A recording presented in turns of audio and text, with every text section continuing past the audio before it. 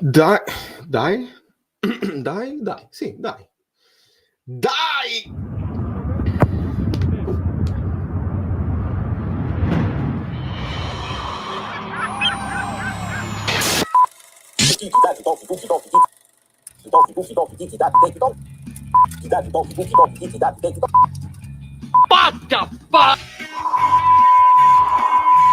Partire di tu. Sicuro, sono sicuro.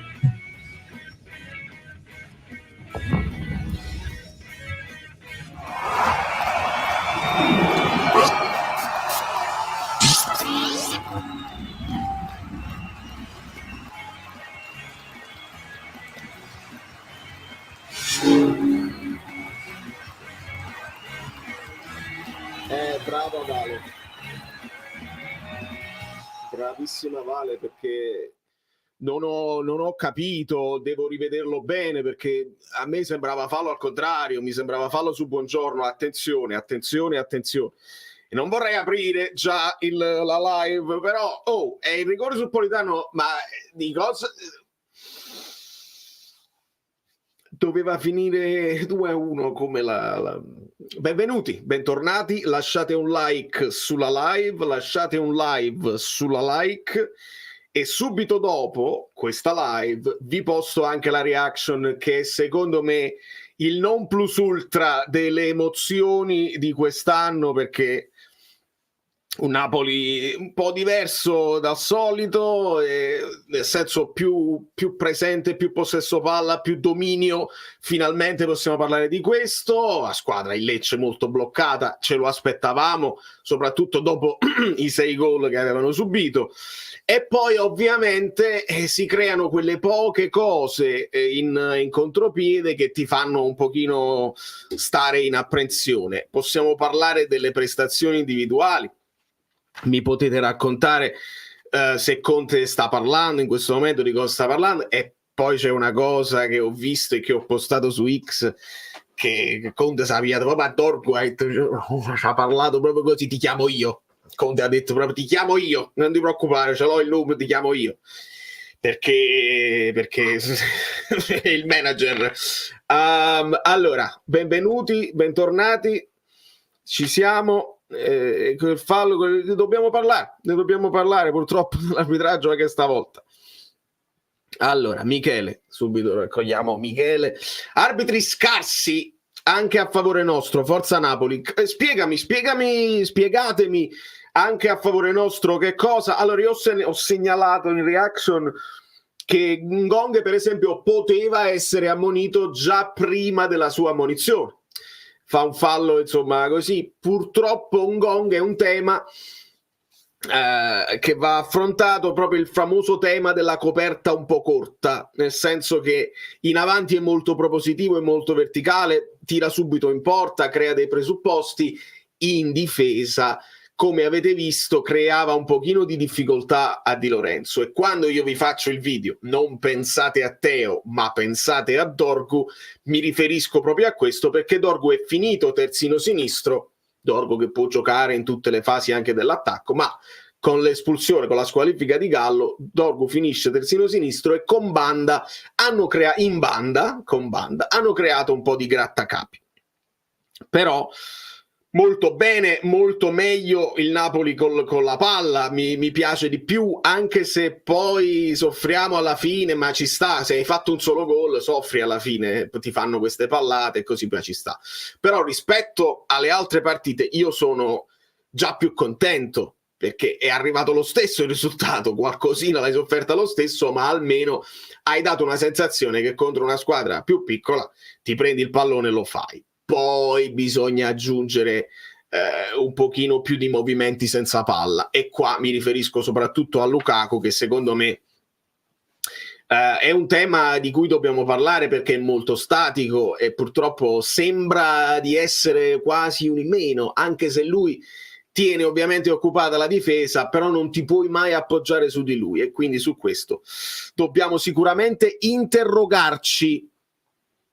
Allora, vedo nel frattempo vari messaggi. Ragazzi, lasciate il like, vi vedo, siete tutti, perché non stanno uscendo le cose? Vabbè, ma usciranno, si sbloccherà. fammi capire. Allora, prima di tutto Emanuele, che sofferenza, forza Napoli sempre, Aurelio League meno male. Questo è il discorso dell'Aurelio League, perché oramai ogni volta che succede una cosa e uno vuole creare una narrativa e una polemica, prima era la Marotta League, adesso è l'Aurelio League, vabbè, purtroppo questo è il racconto del calcio in Italia. Tore Falanga, Napoli XG 2,40, Lecce 0,61. Comunque sulla sinistra non è una questione di Kvara o Neres, il problema non è lì. Male Raspa, Ngonghe, forza Napoli sempre, vai a fare spesa, vai a fare la spesa, amico mio.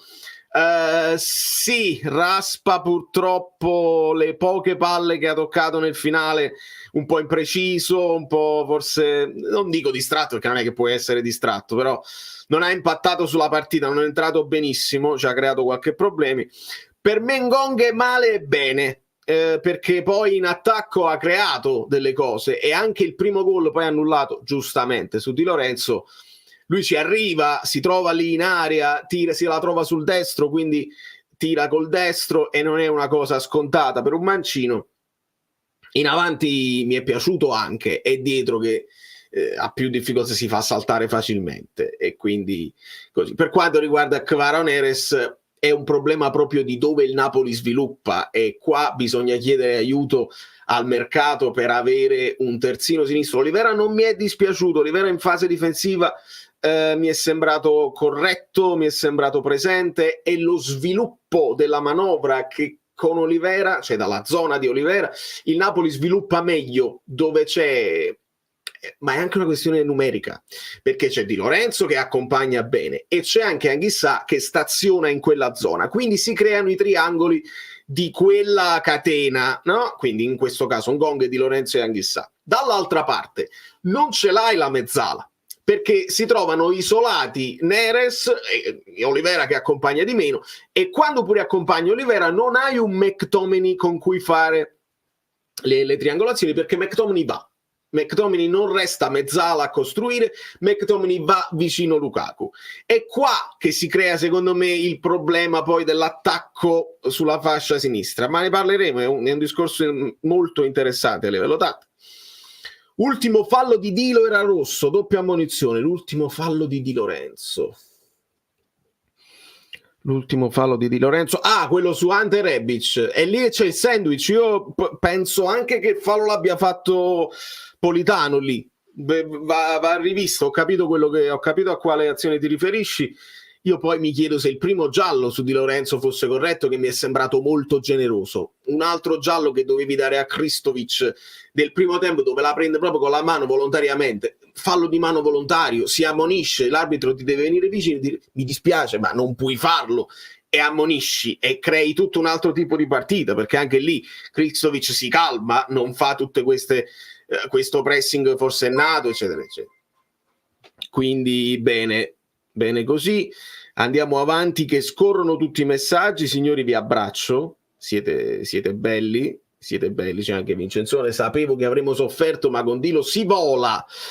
Fa piacere pure che insomma Di Lorenzo abbia avuto un'altra occasione, perché lì lui finisce davanti al portiere e quindi purtroppo il primo gol era giusto annullarlo, il secondo pure Kristovic stava facendo, si manteneva il piede cercando di qualche cosa, che magari un pestone, non ci fate ridere e andiamo avanti. Là bisogna sottolineare un colpo di testa di quest'uomo qua, eppure quest'uomo qua è un tema, perché McTominay poi quando Conte diventa più offensivo lo scala a centrocampo e mi piace di più, perché il McTominay che si va a stazionare vicino a Lukaku non gli arrivano molti palloni e non fa parte dello sviluppo del gioco, ma McTominay lo può fare, può giocare a centrocampo e nel finale è cresciuto moltissimo, oltre ad entrare nel gol di Di Lorenzo, perché il colpo di testa che respinge Falcone è tutto suo. Quindi bene, il fallo di mano non può essere sanzionato con il giallo a meno che non interrompa un'azione offensiva, una grande stronzata, ma non è così, Pierluigi, dove l'hai presa questa cosa? Non è così proprio da regolamento. Se mi portate l'articolo del regolamento dove dice così, a meno che non interrompa un'azione, se l'hanno detto in telecronaca lo contesto e aspetto i miei amici arbitri a dire le cose, perché io so che il fallo di mano volontario si punisce con il giallo, è volontario. L'ha detta DAZN. E allora DAZN va rivista. Ma va rivista il modo in cui ci raccontano il regolamento. Un amico mi scriveva e dice: si potrebbero avere anche gli articoli quando fai questi video interessanti su tutte le azioni. E ho detto sì, però è un lavoraccio che non dovrebbe dipendere da me. Aspetta che c'è Kvar, aspetta che c'è Alberto. Se avessero fischiato rigore sul Politano sarebbe stato uno scandalo. Comunque l'arbitro 4 in pagella. Quindi tu mi dici che Politano, se avessero fischiato un rigore sul Politano sarebbe stato uno scandalo, quindi tu non lo ritieni rigore quello là. Politano anticipa di testa. Fammi sapere, dammi altri dettagli, perché noi vogliamo essere precisi. Se un ex arbitro mi dice che non è rigore, ci ragioniamo.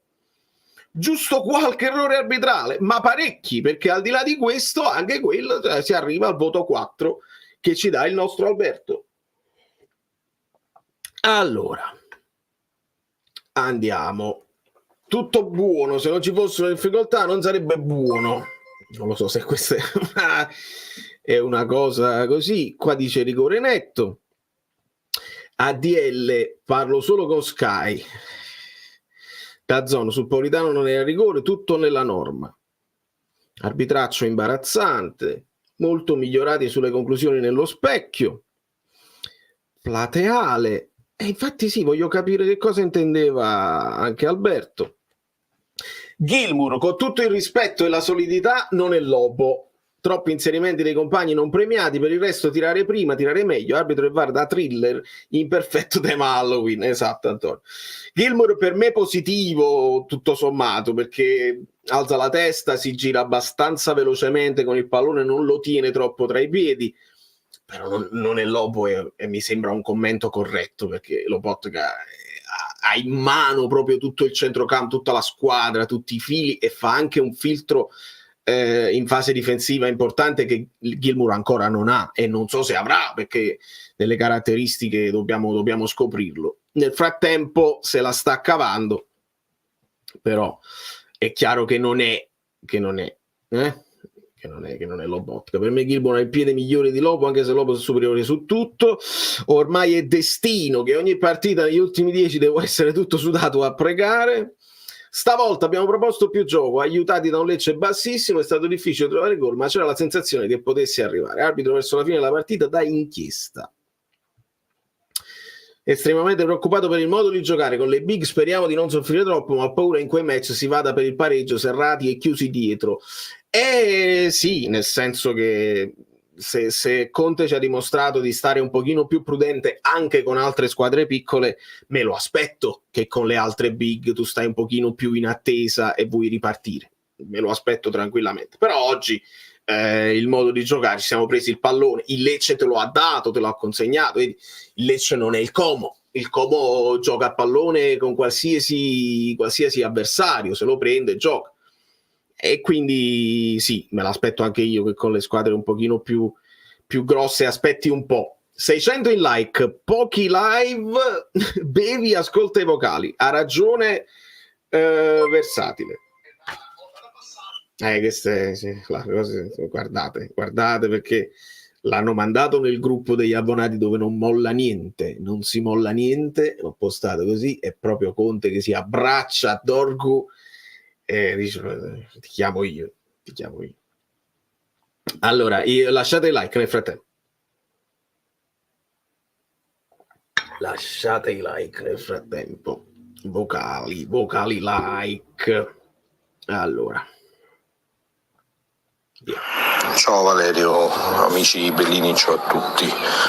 Sinceramente mi aspettavo di soffrire un po' di meno con il Lecce in casa. Onestamente sono rimasto un po' basito. Spero che miglioreremo, perché sennò le prossime squadre sarà dura. Volevo fare una considerazione tecnico-tattica. Secondo me Lukaku soffre molto McTominay, cioè secondo me si pestano un po' i piedi, e quello che ne risente di più è Lukaku. Che ne pensi? Allora, ci sta tutta questa considerazione, e non è che perché poi eFootball è la realtà, ma io su eFootball quando mi gioco la mia partita cerco di abbassare un pochino McTominay e farlo partire centrocampista, proprio una questione di ruolo, e poi mandarlo in avanti. Perché? Perché voglio McTominay più partecipa alla manovra e per isolare un po' più Lukaku, perché Lukaku nell'1 contro 1, vedi con il Cagliari, con Mina, un duello lo vince, uno lo perde. Se invece anche McTominay sta lì, lo seguirà un centrocampista, cioè un altro difensore, si stringono troppo e si crea un intruppo tattico, tecnico-tattico al limite dell'area loro o nell'area loro che ti rallenta la manovra. Secondo me questa è una considerazione giustissima. Poi Lukaku deve crescere di per sé, abbiamo visto che ha avuto un paio di spunti poi nel secondo tempo dove si è riuscito a liberare e a mandare avanti il pallone, e lì lo devi buttare a terra con un fallo. C'è stato un pallone dove lui ha messo palla bene a terra, mi pare una sventagliata di Buongiorno, una sventagliata alla Nathan, permettetemi la cosa, dove la mette a terra bene e poteva servire serve al centro per Raspadori. Quindi questo è un tema molto importante e fondamentalmente Antonio Conte ci può anche ascoltare sotto questo punto di vista, avere un McTominay un po' più dietro, se anche un po' più guardingo, e non è alla fine quello che fece Spalletti con Zielinski, che ci raccontò a basso di pochi metri Zielinski sprigioni la potenza di Osimhen, costruisci meglio con le catene anche a sinistra con Mario Rui e Kvara. Quindi è un discorso secondo me molto interessante. E qua vedi Antonio dice quasi una palla al piede della squadra, bisogna intervenire a gennaio. Che bisogna intervenire a gennaio io la vedo difficile proprio per una punta, a meno che, perché si parlava Bonni eccetera eccetera, ma si parlava se ci fosse stato poi un'offerta o per un Raspadori o per un Simeone. Per me Raspadori rappresenta quello che, come vedete oggi, può entrare al posto della mezza punta, del sottopunta nel ruolo di McTominay. In questo caso, per essere più offensivi, togli Gilmour, metti Raspa e abbassi McTominay. Quando poi devi togliere anche Lukaku per recuperare un po' più di centrocampo, mettendo Foloruncio, a quel punto Raspadori può fare anche la punta. Questa d'utilità Simeone non ce l'ha. Ecco perché il Napoli secondo me fa pure bene a tenerseli entrambi. Però prendere un attaccante quando hai speso così tanto per Lukaku e lo paghi così tanto all'anno la vedo difficile. Il Napoli può fare delle cose a gennaio e secondo me dovrebbe farle. Ragioniamo sulla fascia sinistra dove Spinazzola ci hanno detto che oggi non era nemmeno disponibile per un affaticamento muscolare. Insomma così. A destra bene o male, se ti vuoi anche organizzare con Gong, se vuoi far alternare Politano e c'hai Mazzocchi e c'hai anche un Zerbin proprio nell'estrema ratio, o se cresce Marin puoi spostare Di Lorenzo, si fa di necessità virtù, ma è a sinistra che forse vorrei qualcosina. Allora, non abbiamo lo squadrone che alcuni raccontano. Conte sta facendo il massimo con il primo posto in classifica. Ma quelli che lo raccontano, amico mio, è perché ci vogliono passare la palla della pressione e così. Motta un'altra volta lo ha detto, l'Inter e il Napoli, noi niente. Se il Napoli ha speso tanto, perché ha speso tanto? Anche la Juve ha speso tantissimo sul mercato quanto noi. E sono due progetti nuovi, sono due progetti che però Motta sta cercando di cambiare la Juve, la mentalità, un po' lo sta facendo anche Conte al contrario, nel senso che Motta vuole una Juve di dominio e Conte un Napoli più accorto, però la Juve veniva comunque dal posizionamento Champions dove sono arrivati, noi veniamo dal 10° posto, quindi non vedo perché il Napoli debba essere per forza più favorito della Juve. Se lo prendessero loro storicamente questo fardello e a noi fateci fare l'outsider che dà fastidio e che abba faticato. Lo vedo proprio tranquillamente. Piano con le punte. Sì, ancora è vero Giovanni, è vero. Comunque McTominay in questo modo non può giocare, mi ricorda l'Hamsik di Benitez, mi ricordo quell'Hamsik lì che giocava a spalle alla porta sotto punta, deve giocare al limite dell'area, inseristi da 10 non rende, e più che altro non è che non sta giocando proprio da 10, gioca quasi da 9, dal secondo 9, perché finisce molto avanti per concludere l'azione, e invece se lo abbassi un pochino, come dicevamo, secondo me può rendere di più. Rolando, questa sofferenza fa crescere molto in questo momento. Sono d'accordo, se la sofferenza si accompagna poi ai risultati, sì, ti dà consapevolezza, ti senti un po' più forte, non vai per forza in paura nelle fasi delle partite dove per una questione naturale proprio dello sport che stiamo guardando capita il momento in cui devi soffrire un pochino. Il fatto di crescere in consapevolezza, dice, noi altre partite siamo stati un po' in sofferenza, però abbiamo tenuto, abbiamo perso la testa, non siamo usciti dalla partita, secondo me può essere anche un buon esercizio che i ragazzi possono ricordare e che Conte può ricordare. Dice, ragazzi, tranquilli, state calmi, perché abbiamo perso un po' la calma nel finale, e questo secondo me Conte lo sottolineerà. All'80° Big Roma ha fatto uno scatto che ha fatto ben sperare, è vero quello che dicevo io, ma lo vedo in difficoltà col pallone tra i piedi nel trovare la posizione. Condivido il conflitto di ruolo con McTominay, è uno spunto molto interessante e ce l'ha, se tu lo fai partire in velocità e riesce a darsi velocità, ce l'ha ancora McTominay. Certo è un po' ancora grosso, nel senso un po' pesante nel modo in cui si muove, però non c'è proprio lo spazio per fargli fare quel Lukaku che si fa tutta la metà campo da solo e non lo resisti, non c'è proprio lo spazio perché il Lecce non te la dava questa profondità. Quindi ecco secondo me perché oggi Simeone aveva meno senso. Voglio spiegarmi il perché il Lecce questa profondità non te la dava, e allora tu nell'intruppo speri che Lukaku un paio di palloni te li riesce a smistare. Un'occasione l'ha avuta, purtroppo l'ha sparata a 1001 notte e vabbè. Dorgu l'anno prossimo, Manu, secondo me sì, ho visto che tu hai postato la cosa e non dico, insomma, è uno di quei profili che piace perché è molto duttile, c'ha tecnica, corre tanto, e questa immagine non può essere casuale, quella di Conte. Farà il giro del web, quella di Conte che se lo abbraccia e gli dice delle cose all'orecchio. È chiaro che sembra proprio, certo tu dici ma lo potevi fare in privato per non far vedere, ma secondo me non è un mistero che il Napoli lo guarda. Sarebbe carino se tu dici magari non te lo danno a gennaio, sarebbe proprio perfetto a gennaio, il discorso che stavo facendo prima, magari il Lecce non te lo vuole dare a gennaio, fai un'operazione alla Rachmani, te lo compri, lo lasci lì e poi è tuo e te lo ritrovi l'anno prossimo. Secondo me con lungimiranza il Napoli si deve muovere assolutamente. Questi, quando i cascatori, non mi piace le mamme, no, Francesco, non mi piace questo messaggio, non lo leggo. Tra l'altro è anche il compleanno, allora ci ha fatti gli auguri, e ci ha fatti gli auguri sicuramente per lui, auguri, poi ti chiamo io, c'è il regalo per te nello spogliatoio, può essere. Si sta sottovalutando, immagino, troppo il fatto che non era assolutamente facile vincere contro una squadra che veniva da una batosta in casa pesantissima.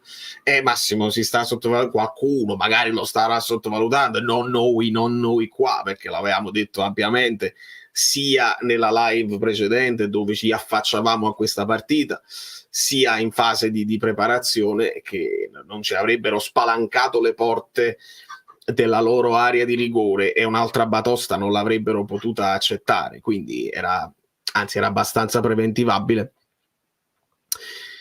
I Mariuli domani non lo so cosa si intende. Partita perfetta di Olivera, partita molto attenta, purtroppo Olivera ti deve dare qualcosina in più in fase di impostazione, però ripeto, lì è anche una questione di numeri, di uomini, di numeri di uomini che si trovano davanti, perché se McTominay non ti sta lì e se ne scappa, si trovano in inferiorità. No, e figurati, ti ho capito Massimo, assolutamente. Ancora tante respinte, soprattutto di Rachmani, buongiorno e anche Sa, in crescita nel secondo tempo, esterni molto stretti come nelle prime giornate, come l'hai vista, un Meret un po' insicuro, e gli hanno dato un po' nel finale, insomma, gli hanno dato un po' di retropassaggi dove non sapeva cosa farsene del pallone, e quindi lì un pochino, però alla fine ha fatto un paio di uscite importanti e quindi bene il rientro, insomma un rientro col clean sheet, bene. Sì, gli esterni molto stretti, lo abbiamo visto nel primo tempo specialmente, Ngong e Neres come con il Palermo, quindi il Napoli crea questo 4-2-2-2 dove però ovviamente i due centrali di difesa, quando si imposta l'azione, poi salgono i due terzini che risultano a centrocampo, quindi Di Lorenzo, Anghissà, Gilmour e Olivera, e poi ci sono i due Neres e Ngong che finiscono quasi dietro in linea a McTominay e Lukaku che sono più avanti. Perdi un po' di ampiezza, devono salire poi i terzini quando fai così, però puoi creare dei presupposti se si scambiano il pallone in velocità. Non ne abbiamo avuto molto modo, onestamente. E non mi devo perdere Davide che mi diceva Kvara e Neres insieme mai. Amico mio, era preventivabile un avvicendamento Kvara Ngong in quella fase, si poteva pensare, però secondo me lì mette Politano perché si è reso conto che Dorgu va. Quindi se fai entrare Kvara a destra non lo metterei sempre Neres a destra e Kvara a sinistra. L'avevo accarezzata la speranza di vederli insieme, perché poi là facciamo calcio con tutti e due così, però Conte lo abbiamo capito e lui sa che vuole quella copertura, e quindi addirittura io nella mia simulazione metto addirittura Mazzocchi in favore di Ngong proprio per avere quella catena, e onestamente ho ragione nel senso che Conte è stato più offensivo, mi ha sorpreso mettendo Ngong subito, ma un pochino lì l'abbiamo sofferto, e lì rimette dentro Politano e non subito Kvara, secondo me anche perché Politano si doveva fare questa giornata di riposo per affrontare poi il Milan.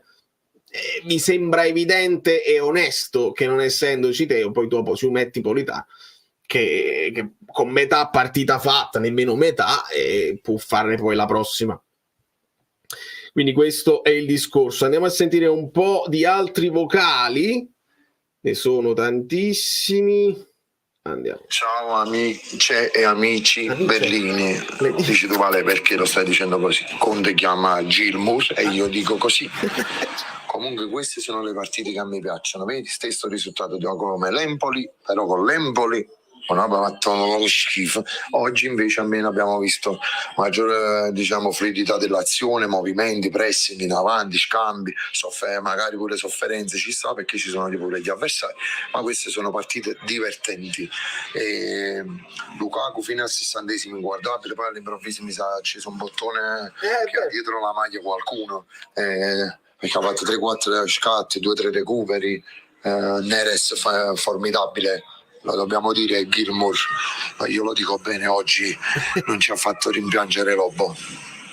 Sì. Non vi dispiacete se è stata una partita tranquilla e abbiamo vinto solo 1-0. Abbiamo vinto, aiuto! Maurizio, tranquilla. Ciao a tutti. A me sta partita da un po'...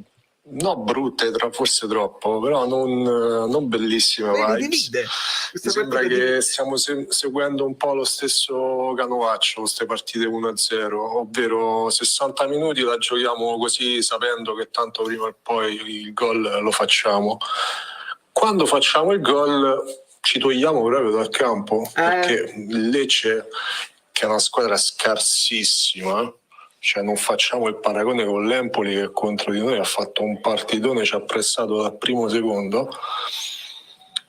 Il Lecce dopo il gol ha cominciato a giocare e si è visto dalle nostre parti, mentre avremmo dovuto tranquillamente chiuderla anche se avevamo switchato 4-2-3-1 come modulo. E speriamo che contro il Milan facciamo una partita mentalmente di un altro livello. Poi vincerne tante è sempre complicato, quindi da una parte bene così e forza Juve, forza Napoli. Sì, Vale. Raffa, non ti permettere. No, e capisco quello che dici, nel senso che però ultimamente non lo stavamo vedendo quei 60 minuti di Napoli che tiene il pallone e che attacca, quindi è qui che la differenza che mi fa stare più contento del dominio rispetto all'aspettare qualsiasi avversario. Poi sì, dopo il gol ti sei o è scattata quella protezione del risultato, o anche il fatto che comunque avevi, come dici bene tu anche, avevi cambiato modulo e quindi hai perso un pochino il centrocampo, perché ti ritrovi con McTominay e Anguissa con meno filtro perché ce n'è uno in meno. Raspadori doveva poi diventare mezzala, e invece dobbiamo aspettare l'ingresso di Foloruscio, che si mette nella zona di Anguissa, e Anguissa diventa poi regista centrale, no? Mediano, diciamo, davanti alla diga, davanti alla difesa. Quindi lì hai perso un pochino, ma ci sta pure, secondo me, che poi la squadra disperata che è andata sotto e magari viene per portarsi un pareggio a casa, che sarebbe stato oro, poi dopo ti affronta con più foga. Siamo stati un pochino fuffosi nel finale, ma voglio sentire Alberto che mi dice sul rigore. Non è fallo quello, perché si stanno contendendo un pallone aereo. Se avessero saltato sarebbe stato lo stesso, sarebbe arrivato un attimino prima Politano e comunque sarebbe stato uno scontro di gioco, uno scontro duro, perché poi succede capo e capo. Però se avessero fatto spalla a spalla sarebbe stata la stessa cosa. Il difensore, che mi pare che era Dorgu, se non sbaglio, comunque non è che entra scomposto o in maniera pericolosa, entra per andare a prendere il pallone di testa e ha un secondo di ritardo. Non c'è un tentativo di far fallo, si sta andando a contendere un pallone aereo.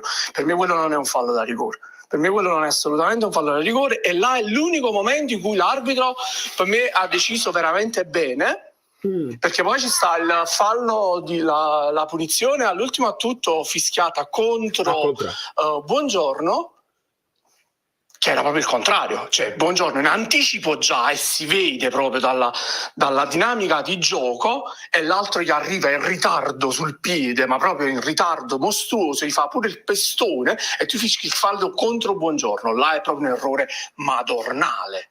E allora sì, Valerio, è proprio l'esempio che faceva Valentina su la punizione del Cagliari di Viola, dove proprio al contrarissimo con Coco, e quindi così. Vedi la spiegazione dell'arbitro, e qua mi convince, perché non è che vai sull'uomo disinteressandoti del pallone, stai andando a colpire di testa, ti anticipa un attimo.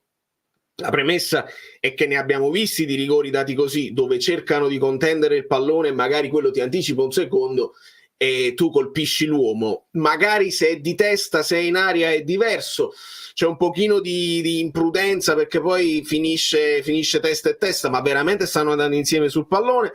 Vedi? Con la spiegazione dell'arbitro mi tranquillizzo un pochino, le altre cose però no, le altre cose resto convinto. Quindi ragazzi, il livello è alto. Ancora pochi like, che fa? Siamo più di 600, 500, non so così. DP non è convinto, non scherziamo, il rigore punto è imprudenza, Politano lo anticipa nettamente, lui gli frana completamente addosso. Spero che la spiegazione ti dia, non è che ti deve convincere per forza, però ti dia altri dettagli su cui ragionare. Noi questo possiamo fare, non possiamo dire così. Poi magari sarebbe interessante ascoltare l'audio.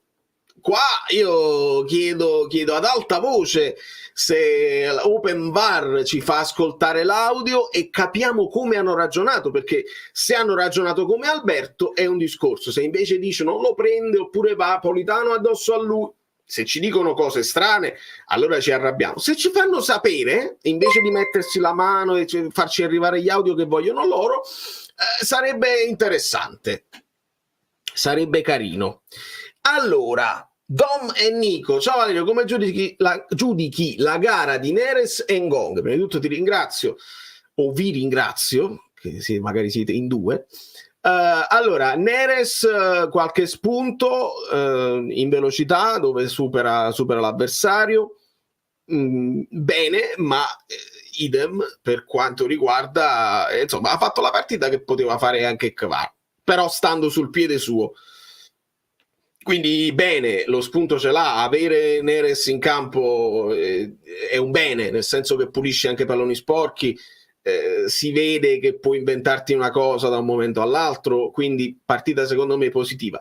Per quanto riguarda Ngong, dicevo all'inizio, metà e metà, perché è molto verticale nell'aggredire il pallone, nel provare subito a tirare, nel cercare lo spazio per il tiro, molto meno in fase difensiva dove era costantemente saltato da Dorgu, e quindi lì ti spieghi il perché Politano diventa importante e perché Conte tende a sceglierlo. E se chiedi a Neres di fare lo stesso lavoro di Politano, secondo me non ce l'ha, ed ecco perché Conte è stato molto chiaro quando in conferenza gliel'hanno chiesto: in questo momento se mi gioco Neres me lo gioco al posto di Kvara. Poi su Kvara si può ragionare, abbiamo visto la fotografia del premio del giocatore del mese, sembra un po' corrucciato, sembra incazzato nero, ma io ho notato che teneva pure un paio di borsette su occhi gonfi. Il bambino, io la butto là così perché noi non consideriamo mai quello che deve essere la vita privata così. Il bambino sta a Napoli, la moglie stanno con loro a Napoli, si deve fare le nottate anche lui, oppure se le deve fare su FaceTime, su Skype, le nottate col bambino che sta là? Questo non lo so, però può essere che in Kvara in questo momento qualche grattacapo, che possa essere rinnovo, possa essere in famiglia, niente di grave o di assurdo, un essere umano che ogni tanto ha bisogno anche di staccare un attimo la spina e riposare e non sentirsi tutto addosso. Devi risolvere la partita, devi vincere tutti i duelli, devi fare i dribbling, devi segnare 7 tra gol e assist in 7 partite. Non mi sembra nemmeno un ruolino insomma da non invidiare, mi sembra ottimo. È bene che se un attimo li devi rifiatare, c'hai un Neres che comunque c'ha quegli spunti. Io sono abbastanza contento sotto questo punto di vista. Ah, figurati. Ah, amico mio, quando vuoi, ne approfitto per dirlo, sotto c'è il tastino dell'abbonarsi al canale, ed è una cosa irrisoria, però mi aiuta anche a capire quella che è il gradimento proprio di chi si vuole legare alla community a doppio filo, e quindi poi dopo io come regalo, non è un regalo, ma insomma come un'ulteriore cosa che posso darvi, vi inserisco nel gruppo Telegram che è attivo 24 ore su 24. Ci sono dei momenti in cui io non posso magari fare un video, non posso fare uno short così, e parliamo comunque di tutto, e alcune cose che magari non esce un video, ma ne stiamo parlando nel gruppo.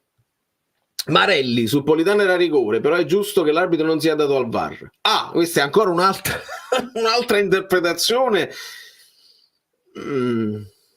E come me la spiego questa? Se sul Politano era rigore, perché è giusto che non sia andato al VAR? Cioè il VAR non può intervenire?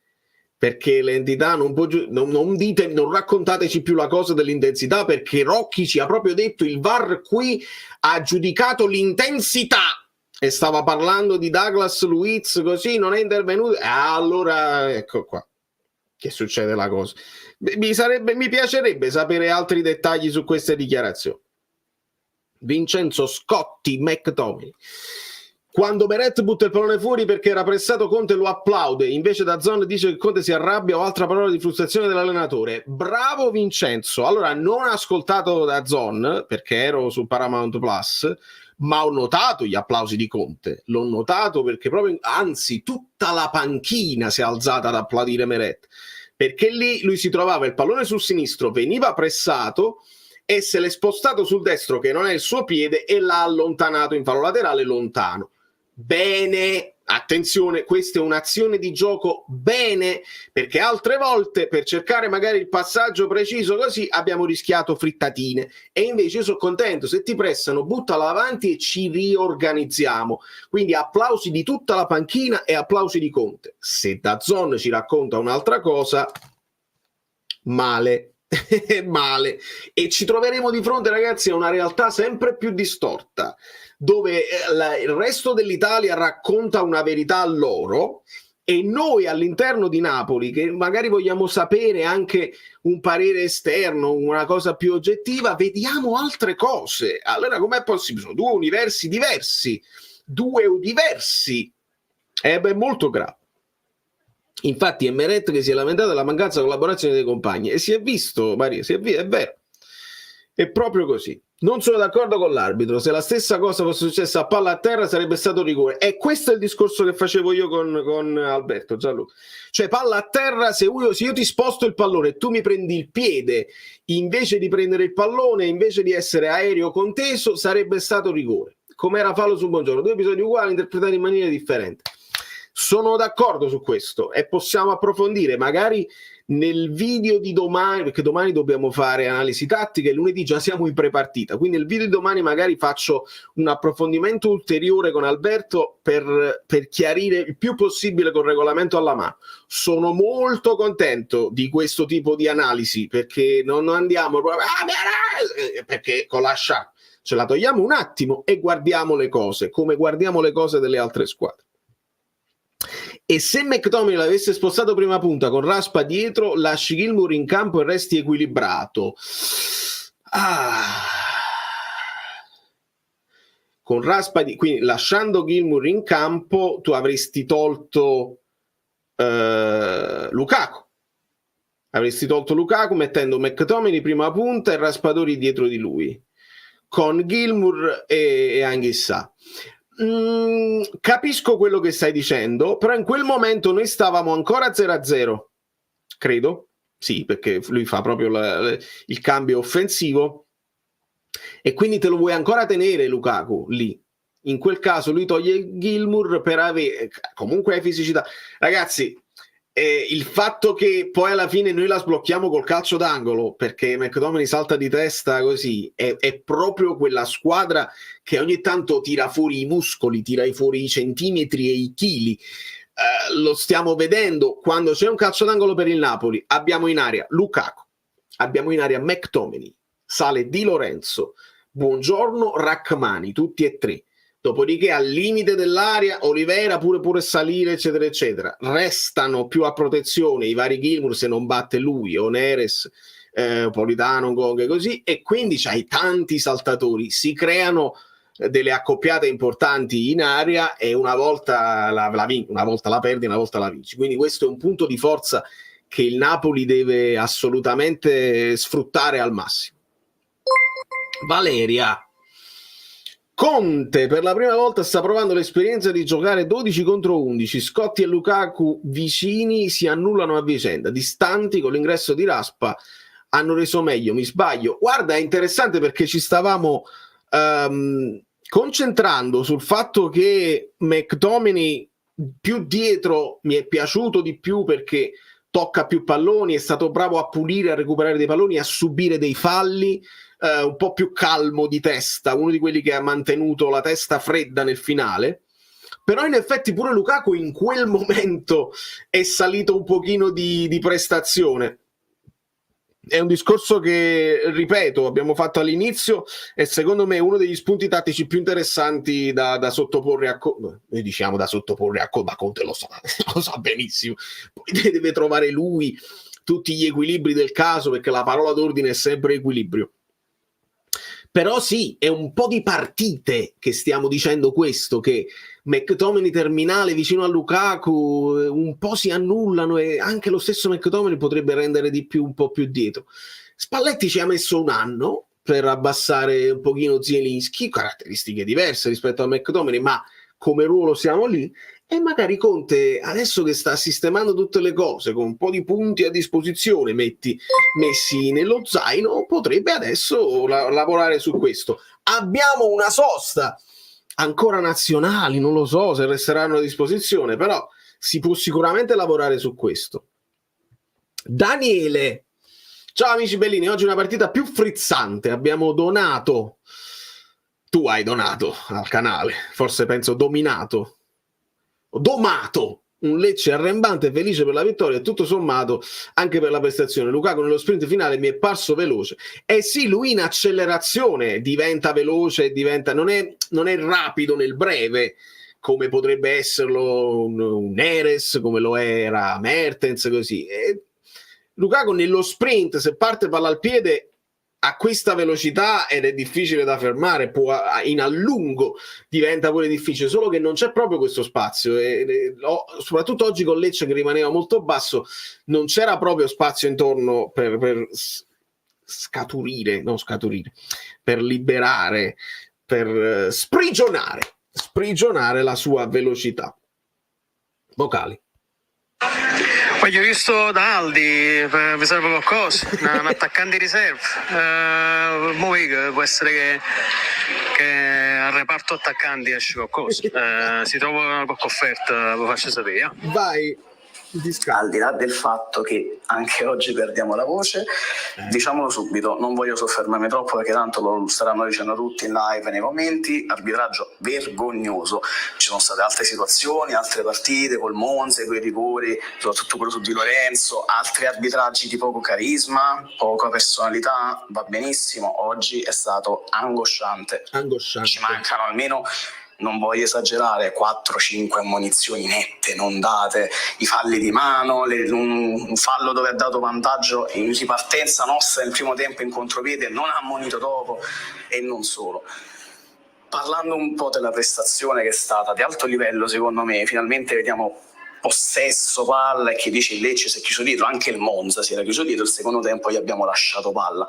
Oggi no, abbiamo dominato tutto il tempo, abbiamo voluto mantenere il dominio col possesso palla, speriamo che sia un modus operandi contro almeno tutte le piccole che attuerà Conte nelle prossime gare.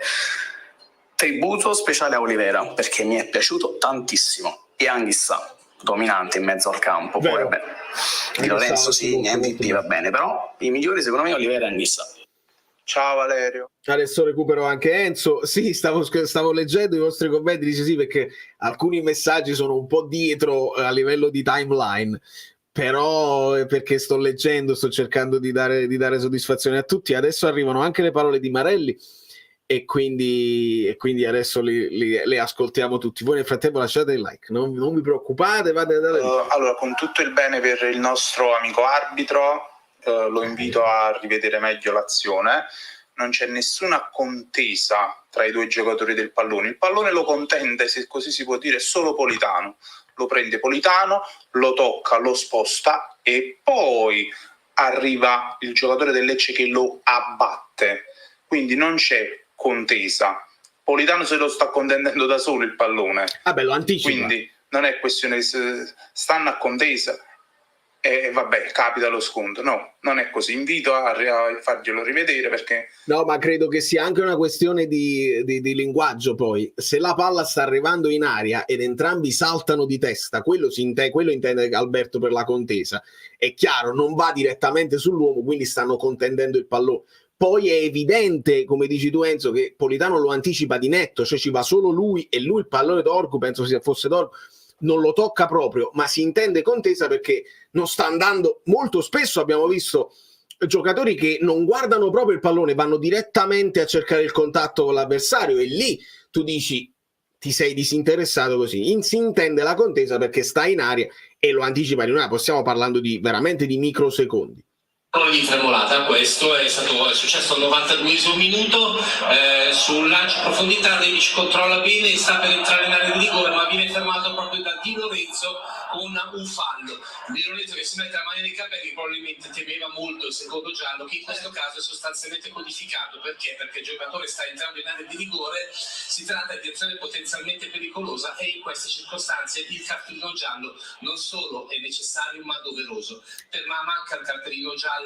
E allora questo è il discorso che vi facevo prima, dove io però vedo il sandwich tra Di Lorenzo e Politano. Se il fallo è di Di Lorenzo ci poteva stare il secondo giallo. Lorenzo che tra l'altro era già ammonito per aver commesso il 50esimo fallo su Van Damme, che era generoso. C'è un episodio tutto interpretativo ed è uno dei punti chiave di quello che deve essere il VAR.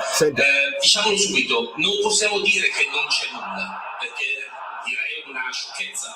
In realtà il contatto c'è stato, Politano arriva prima sul pallone, Van Damme arriva decisamente dopo. Se l'arbitro avesse fischiato il calcio di gol non ci sarebbe stato nulla da eccepire e il VAR non sarebbe intervenuto. Ma molto spesso, soprattutto ultimamente, abbiamo visto il VAR diventare una moviola. Abbiamo un po' dimenticato qual era lo scopo del VAR, che è quello di eliminare chiari ed evidenti errori. Questo può essere considerato un chiaro ed evidente errore? No, questo è una interpretazione.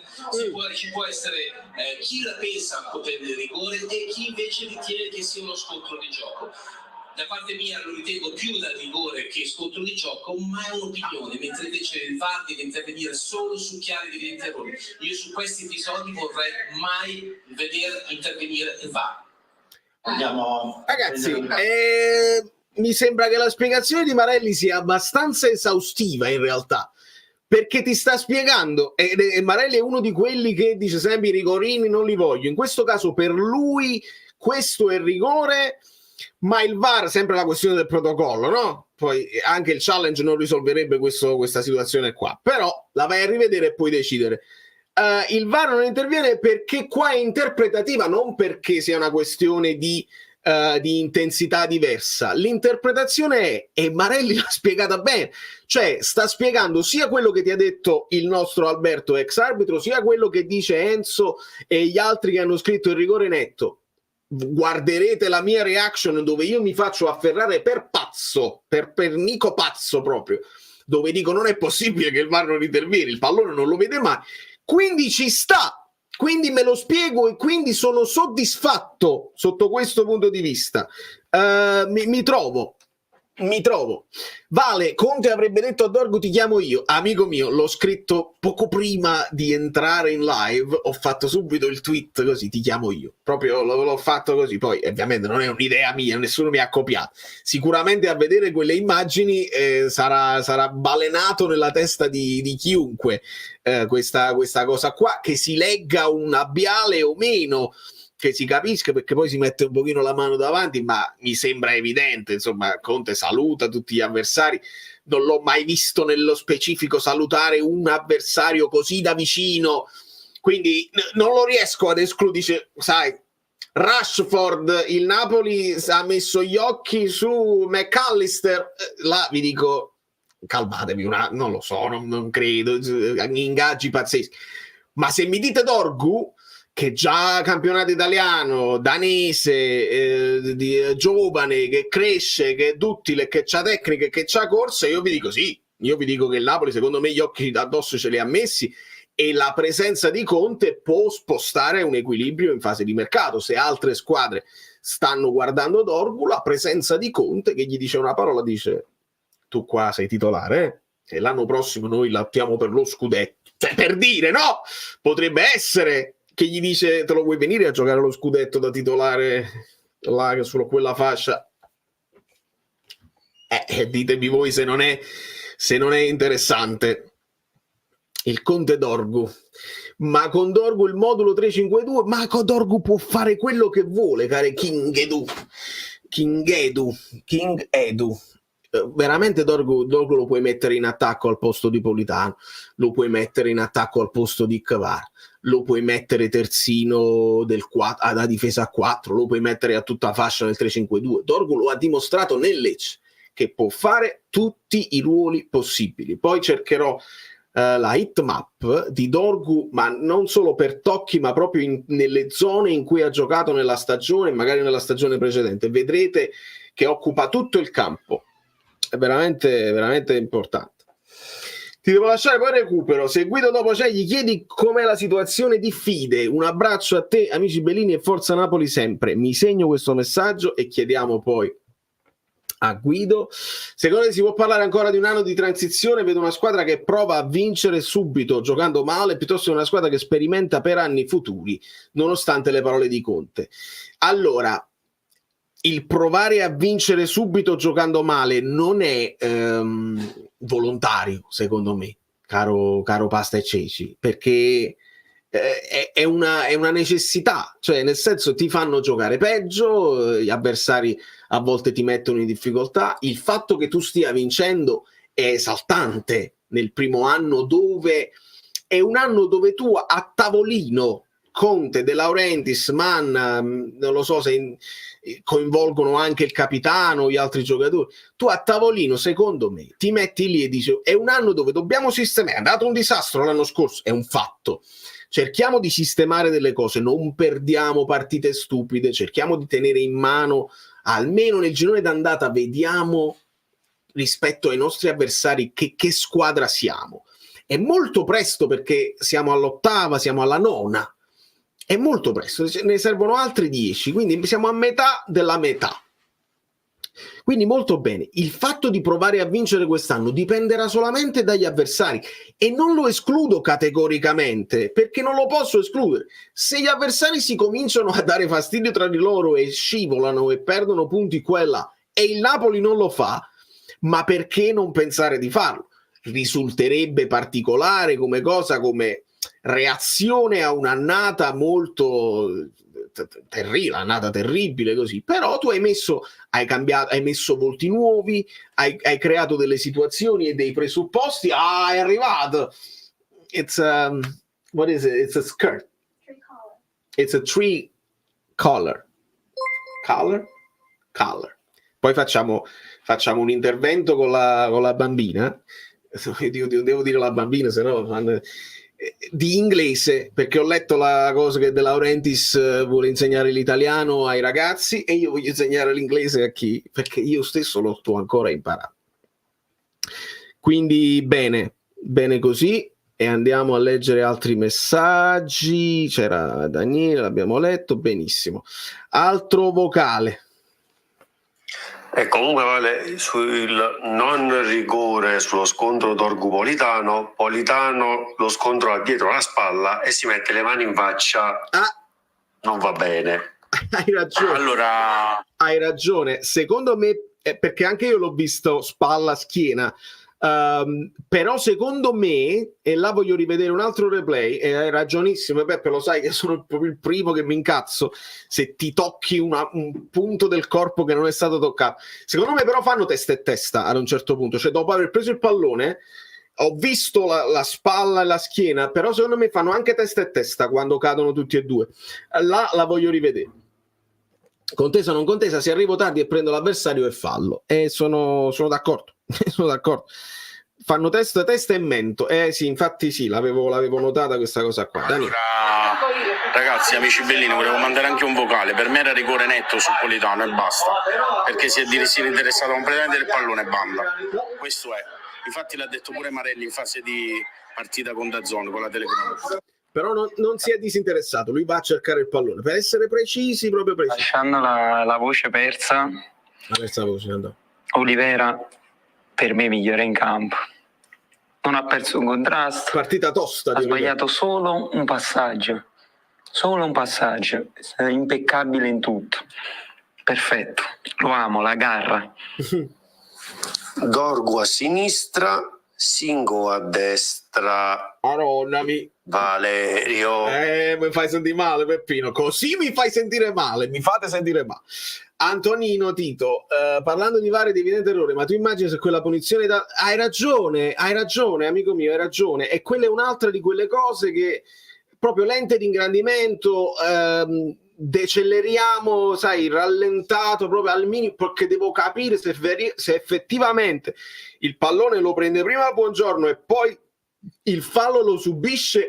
Aiuto, e dico aiuto perché noi siamo tifosi del Napoli e quindi il Napoli primo in classifica fa rumore a livello nazionale, anche internazionale, ma è successo con il Torino e con il Cagliari, e se non l'avessi approfondita, perché ho a disposizione i replay integrali delle partite, perché ho i replay integrali, non compare in nessuna highlights, nemmeno gli highlights estesi. Devi essere un tifoso del Torino per parlare di questa cosa qua, e purtroppo per i tifosi del Torino grande solidarietà nei confronti dei tifosi del Torino, che non vengono ascoltati perché la squadra non ha quel potere mediatico di un numero dei tifosi che si fa sentire.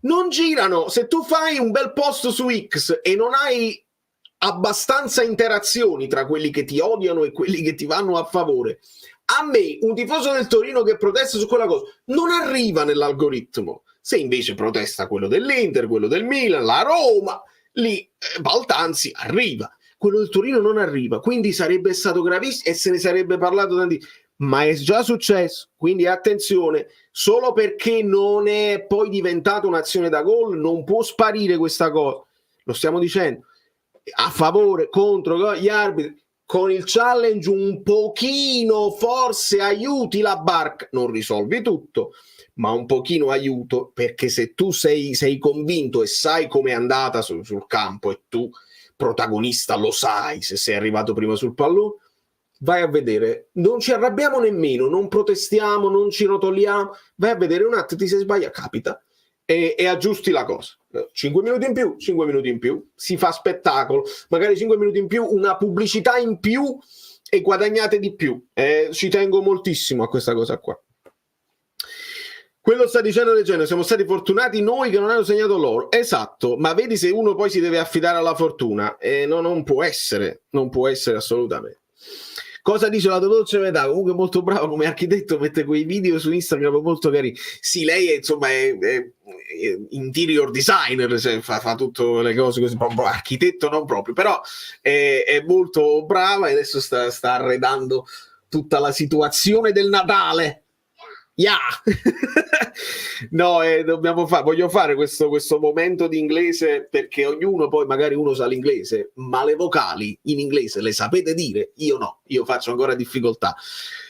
Questa è pen, no? The pen is on the table.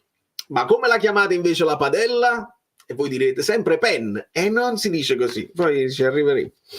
Allora, però come la vedo io, Banda ha abbassato la testa, l'aveva visto Politano e di proposito lui è andato addosso. Secondo me là sono microsecondi, perché stai andando verso il pallone. Magari tu puoi anche sapere di essere in ritardo rispetto a Politano, però vai verso il pallone, non è andato sull'uomo, comunque è andato per prenderlo di testa, non c'è andato con la... Rivediamole, non voglio dare per scontato niente, perché questo è il dopo, il commento del dopo. Ci tengo che sia preciso e senza sciarpa. Pen, con la A aperta. Però tu sai benissimo, caro Falanga, che la stessa A aperta, la E, che diventa così, assomiglia a una E, però non è una E, è una è divertentissimo. È molto divertentissimo. Natale a ottobre. No, hai ragione, che manca ancora Halloween, ma non siamo fan.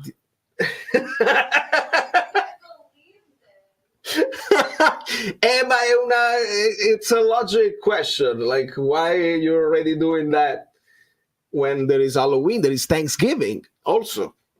It doesn't matter. Natale è più bello.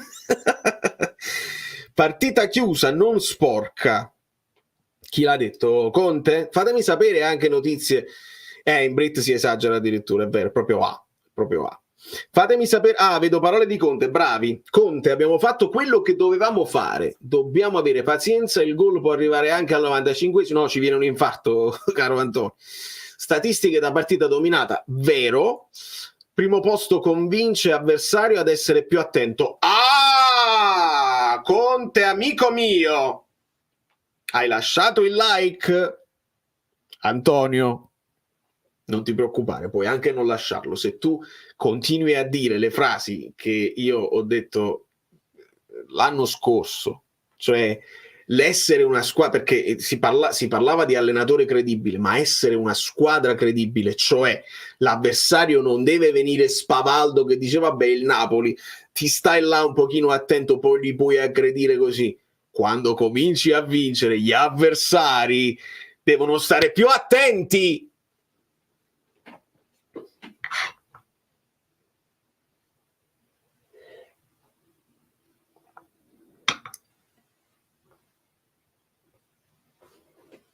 I like, abbiate pazienza, ma serio, ma seriamente, è lui col profilo, ma assolutamente. Ho il logo, prima volta che lo sento, tra l'altro Francesca, lei c'ha origini, c'ha sangue italiano, quindi facciamo pure we gotta do the presepe, babbi, il presepio. I gotta tell you what it is. Sì, ma fa pure presepe, per forza. L'Halloween sì, è bellino, però secondo me è un problema di colori. She don't like the colors.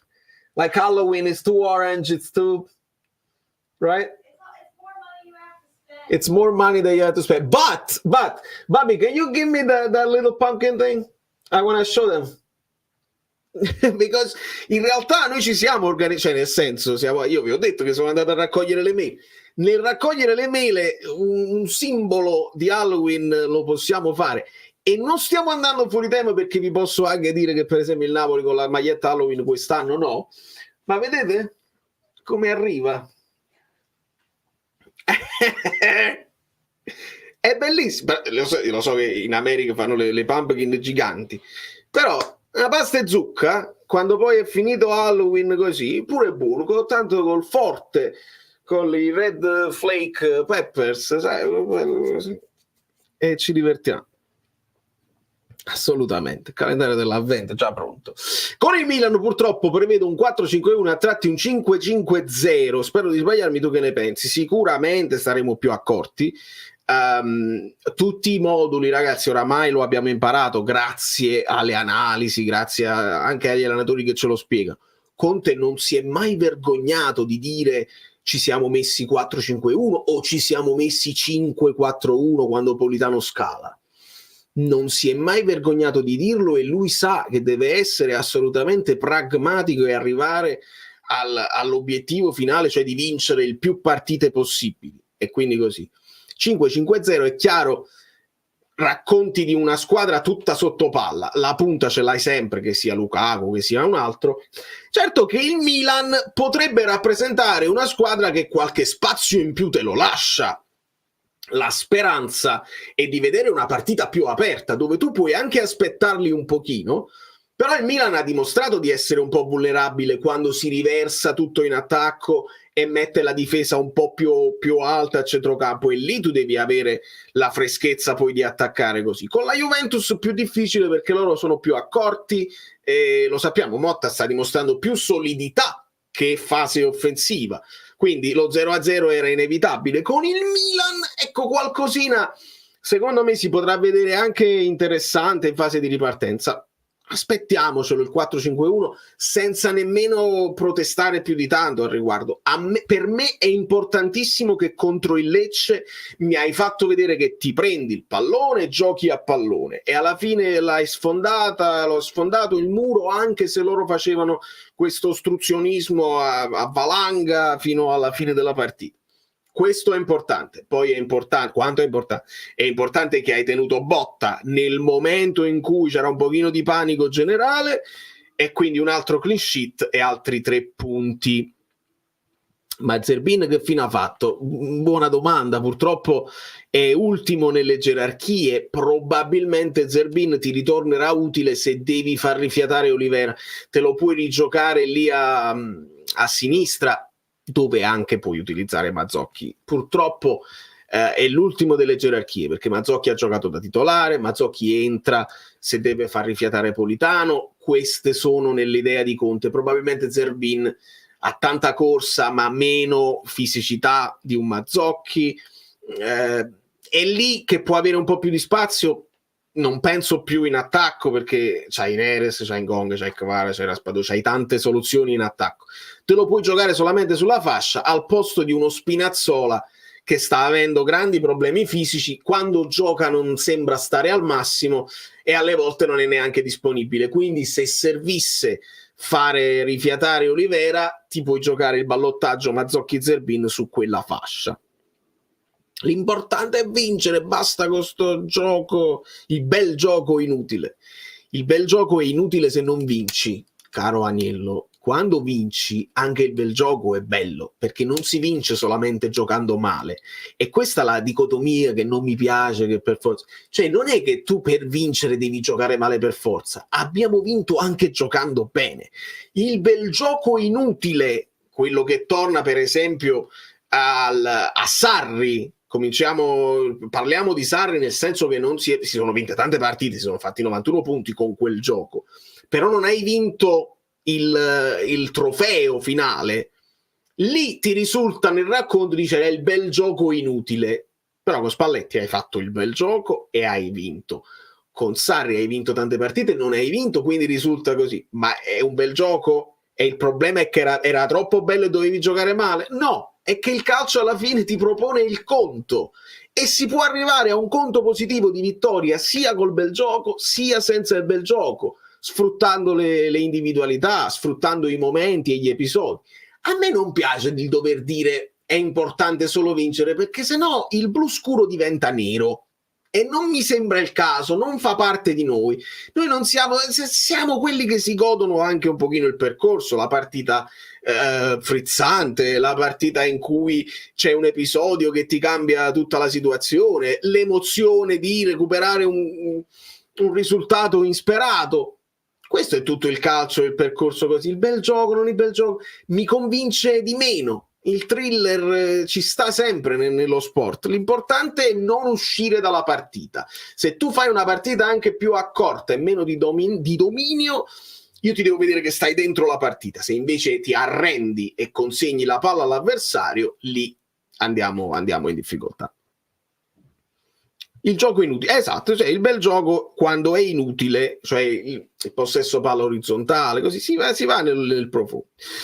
Ultimi minuti non gestiti da squadra con Gazzim, ha rischiato troppo. Sì, si è rischiato negli ultimi minuti sicuramente. Quando tieni il risultato in bilico c'è sempre quella cosa, pure nello stadio tuo, dove però sta diventando fortino, non un piccolo forte, cioè sta diventando abbastanza fortino. Il San Paolo Maradona, penso 5 vittorie su 5 allo stadio, e mica male. 9 partite, 6 clean sheet, se contiamo le 2 di Coppa Italia, 11 partite, 8 clean sheet, praticamente tolti 3 gol subiti a Verona, solo 2 nelle restanti 10, mica male. Esatto, lì è un po' di paura, è subentrata. Noi non siamo risultatisti e secondo me questa cosa la dobbiamo tenere presente. La dobbiamo tenere presente proprio come identità. Poi, attenzione, io non parlo a nome di tutti, non parlerò mai a nome di tutti, non voglio dire l'identità del tifoso napoletano è così. Ognuno sceglie e abbraccia una cultura, ognuno sceglie e abbraccia e può anche cambiarla. Io prima ero fautore del bel gioco, poi mi sono accorto che si può vincere e adesso ci ho fatto il gusto e voglio vincere. Io questa cosa... vi devo dire la verità, ed è un momento chiave del canale che probabilmente non l'ho mai detto prima. Prima della vittoria con Spalletti, la sensazione è che noi non potessimo mai vincere in Italia lo scudetto. Io ce l'avevo. C'avevo quella sensazione di dire non ce la fa. Il Napoli non può farlo per una questione politica, per una questione di sfortuna, per una questione che le altre sono troppo forti, per una questione arbitrale. Il Napoli non può vincere.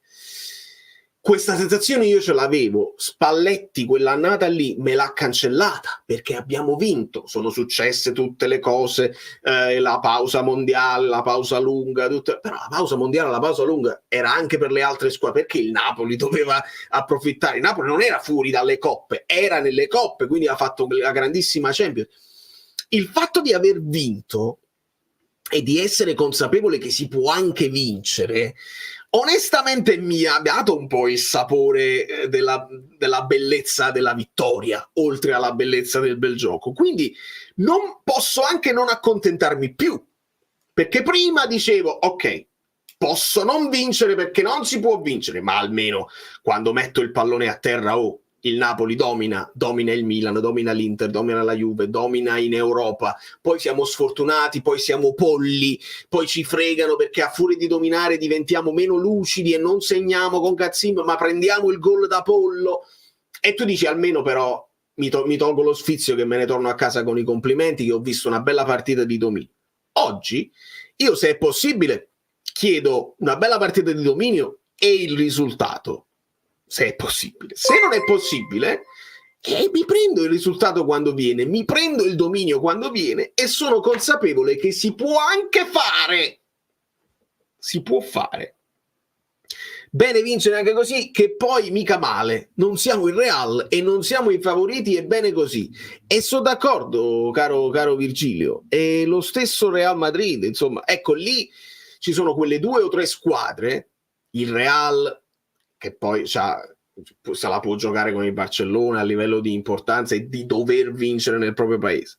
Il Manchester City, per quello che rappresenta, può rappresentare la squadra che deve vincere per forza, deve fare il triplete, e se non vincono una partita è una cosa. Noi no, noi ce la possiamo permettere di fare un inciampo ogni tanto senza dover dire che succede? Fa parte della nostra storia. Abbiamo comunque il quinto punto in ingaggio, non il primo. Non abbiamo una cosa consolidata, dice l'Atletico Madrid c'ha lo stesso allenatore da anni e anni, quindi si devono conoscere a memoria. E questo è il godersi poi il percorso. Il Napoli è ancora prima in classifica e vai, inseguiteci. Attenzione alle sciuliate di banana, attenzione che gli arbitri sono scarsi e possono sbagliare da una parte e dall'altra, fate attenzione e state in apprensione. Sentite, io ci metto la firma per una stagione così. Assolutamente i campionati si vincono con le vittorie striminzite, assolutamente, ne è piena la storia.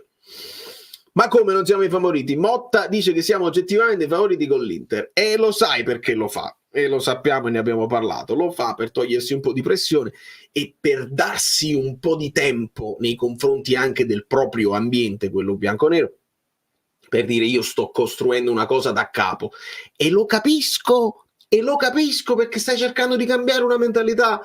Lo so, Motta, ti vorresti sentir dire se tu arrivi in Champions è tutto di guadagnato perché stai cambiando la Juve così.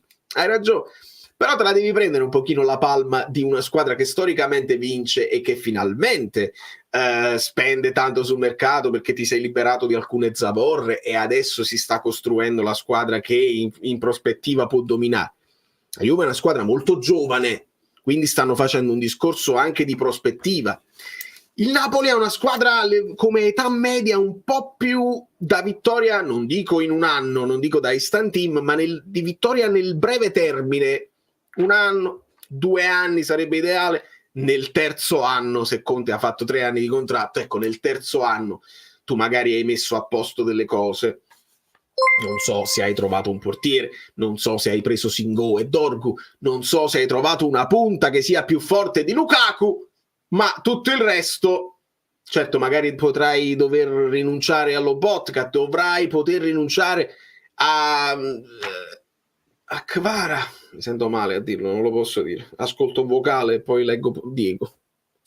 Ciao Valè, abbiamo vinto 2,41 di XG, sì. Quindi diciamo abbiamo creato un sacco di occasioni, però allo stesso tempo c'è ancora molto da migliorare sotto l'aspetto offensivo o almeno diciamo non proprio sotto l'aspetto offensivo. Quando pare che stai sotto la doccia, vabbè. La manovra di gioco, specialmente oggi, siamo stati molto lenti. Era allo stadio. L'atmosfera è totalmente cambiata dopo la sostituzione di Kvara e Raspadori. Sì? Lì proprio lo stadio ha cominciato a spingere i settori, perché io stavo lì, settori come distinti, ma credo lo stadio intero ha cominciato proprio a spingere, a sentire la partita, a sentire il momento di voler segnare. Quindi secondo me questo è stato anche abbastanza importante perché poi comunque l'hai sbloccato su un calcio piazzato.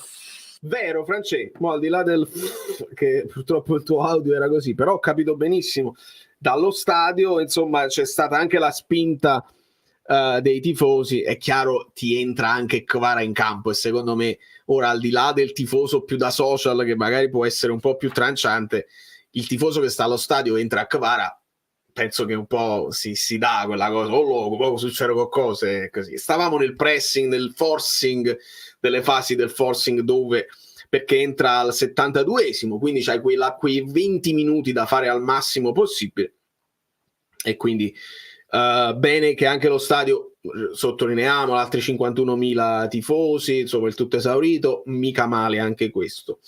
Dopo oggi a Milano arbitra Scaroni con Ibra al VAR.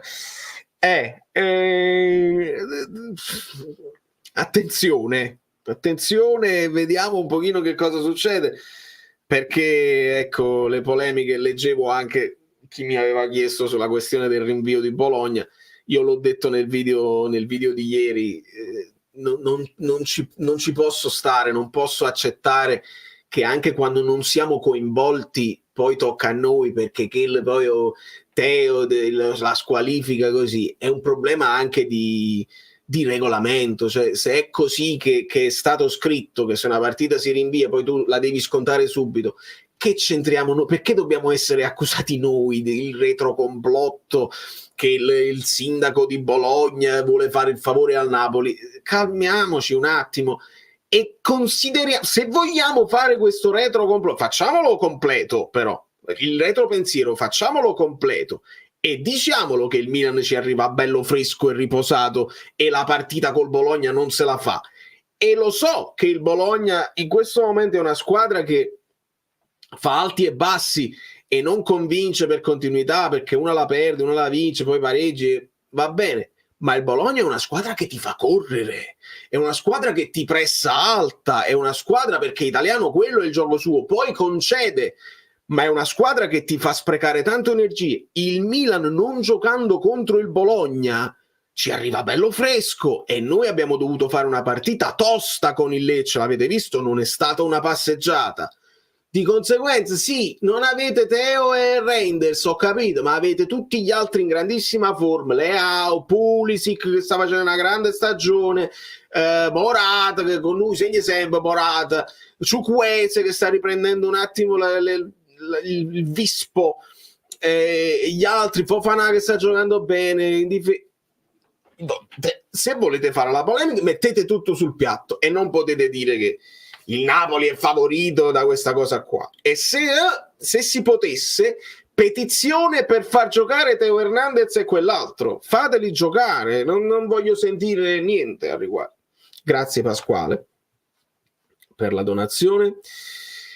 E se Raspa non avesse lisciato quel pallone, Kvara forse l'avrebbe... è vero, Kvara ha avuto un'occasione dove Lukaku se n'era andato e poteva passare, tengo un frame dove Lukaku poteva passargliela e poi la passa a Di Lorenzo la prova a mettere al centro e Kvara si incazza un pochino e Di Lorenzo dice ho provato a dartela, stai calmo, perché così sta un po' nervoso Kvara, non posso negarlo, lo vedo un po' nervoso, vuole essere protagonista, vuole continuare a segnare anche quando entra dalla panchina e lo so che sta un pochino nervoso e non c'è...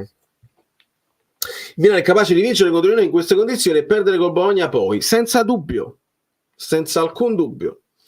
La cosa grave è che non ci sia una data utile, si rischia che Bologna-Milan venga disputata il 3 aprile alla faccia delle... certo, se poi si arriva a 1001 notte a avere una squadra col punto, l'asterisco, col punto interrogativo, così è chiaro che non va bene mai, perché non sai se tieni questa squadra, se la devi considerare con 3 punti in più, se ne scende in classifica, dove sta il Milan, potenzialmente sta qua, come quando successe con la Juve. Non è bene il fatto che non si sia trovato, che non si possa trovare una data, non fa bene alla Serie A, senza dubbio.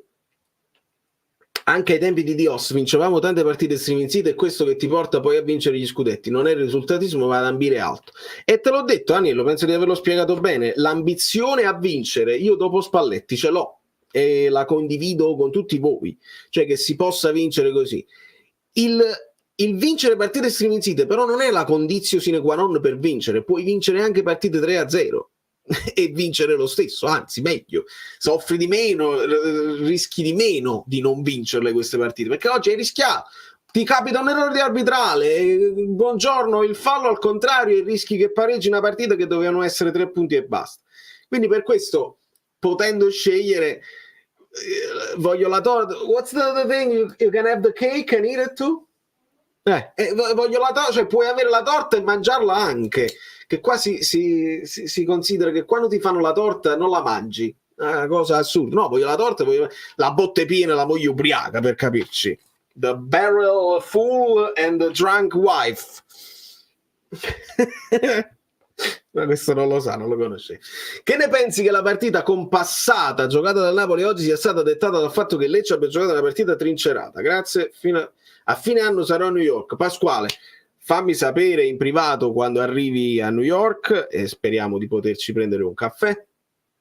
La partita compassata giocata da Napoli, sì, è un po' ritmi un po' più blandi, ma dici secondo me bene, il Lecce prende 6 gol con la Fiorentina, non ne può prendere altrettanti, di conseguenza è chiaro che si mette lì e ti aspetta, non ti dà profondità. Io ho notato una cosa e spero di trovare i frame adatti per raccontarvela.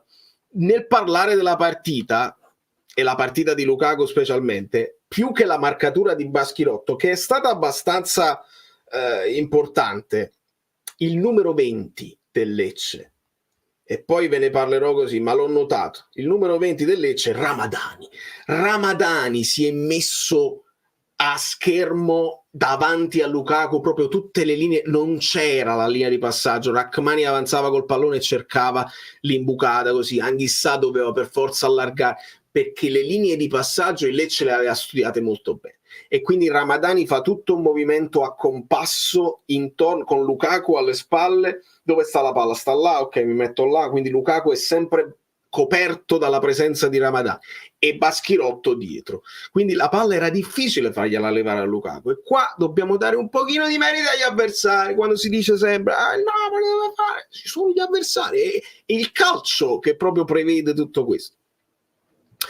Cambio Foloruscio Lukaku, per me è stato un errore, ma tatticamente era giusto. L'ho chiamato, caro Phoenix, l'ho chiamato in reaction, lo vedrete, l'ho chiamato poco prima di vedere Foloruscio sulla partita, perché ho pensato, hai vinto, stai perdendo un po' di campo, Conte ragiona così e devi recuperare un uomo a centrocampo, e non c'era possibilità di mettere nessun altro, perché l'unico che hai, poi non c'hai Lobotka, l'unico che puoi mettere lì all'interno della partita a centrocampo è lui, considerando che hai Raspadori già in campo che può automaticamente diventare la punta, il falso 9, insomma l'attaccante in quel momento.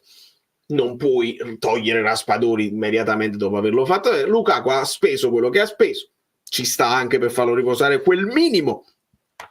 Parliamo dell'85esimo, quindi si è risparmiato una decina di minuti, non tanto, ma si accumulano quei 10 minuti per la prossima, e quindi era secondo me il cambio più logico da fare. Poi purtroppo non mi è piaciuto come è entrato Foloruscio, i vari tocchi si può paragonare un pochino, tutti mi dicevano che Raspadori così e così, anche Foloruscio non mi è sembrato entrare proprio sul pezzo, si è messo in zona Anghissà, spostando Anghissà più centrale, però serviva un uomo, serviva la presenza fisica di uno al di là di tutto.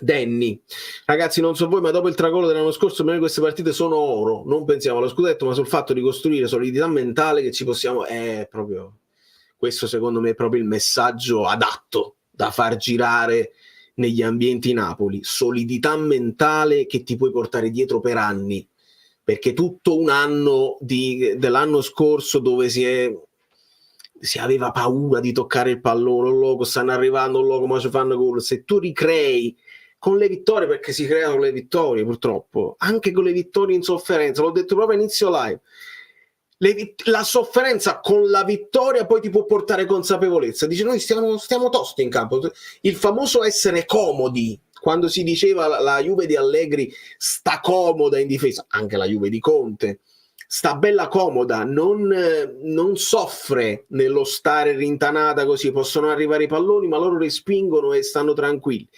Non lo so se si può creare questo tipo di mentalità così spiccata, però ci vuole tempo e te la puoi portare dietro, più accumuli, se fai un anno tutto così, ecco perché potremmo aspettare qualcosina in più prima di essere spumeggianti.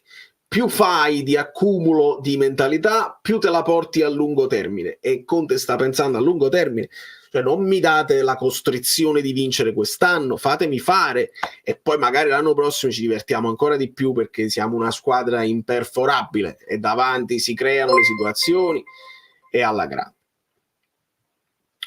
Arrivo e me ne vado. Oh, loco, è grande Alessandro, non devi mai mollare, amico mio, non devi mollare mai. ti voglio sempre così. Qualcuno ha detto 90 punti, l'hai detto tu e io da te verrò quando si faranno i 90 punti, ma proprio alla grandissima. Grazie. Non credi che, a differenza di quello che si dice, gli 1-0 Streaming City siano pericolosi? Allegri ne vinse 9 e poi un bel 5-1 e si sciolse.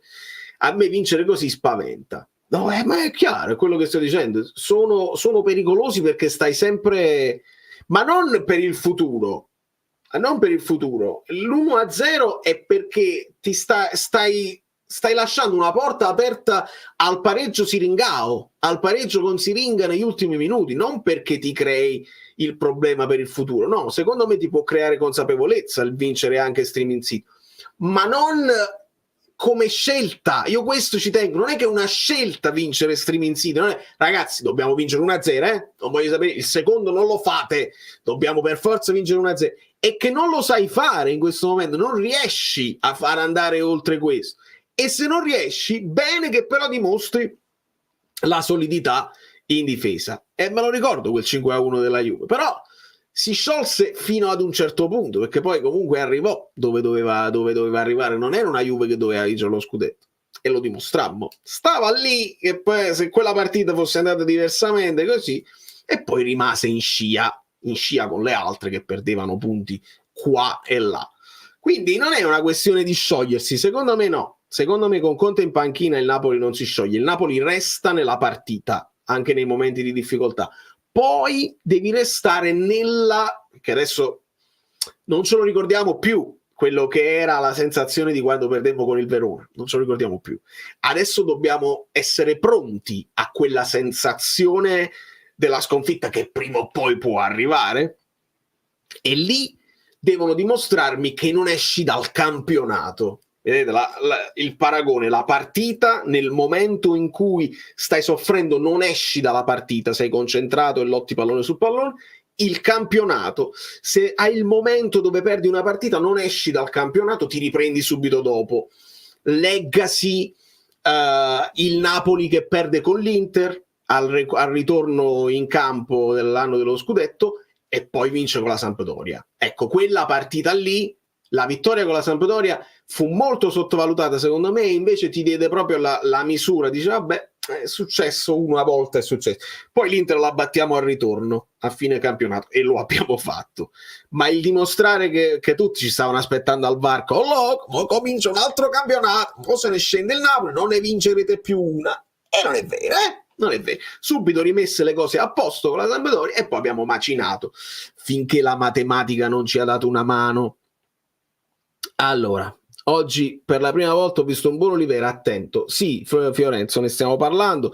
Olivera molto concentrato, è piaciuto, continua a mancargli, ma ripeto, voglio dare un attenuante ad Olivera, perché lui accompagna l'azione, però non sviluppa benissimo come poteva sviluppare un Mario Rui che ha la regia in testa prima che nel piede.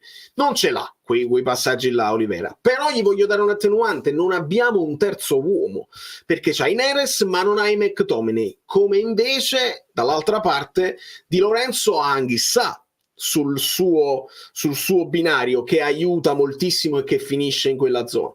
McTominay non ce l'hai, perché McTominay va, appena il Napoli prende palla, McTominay molla il centrocampo e si va ad affiancare a Lukaku.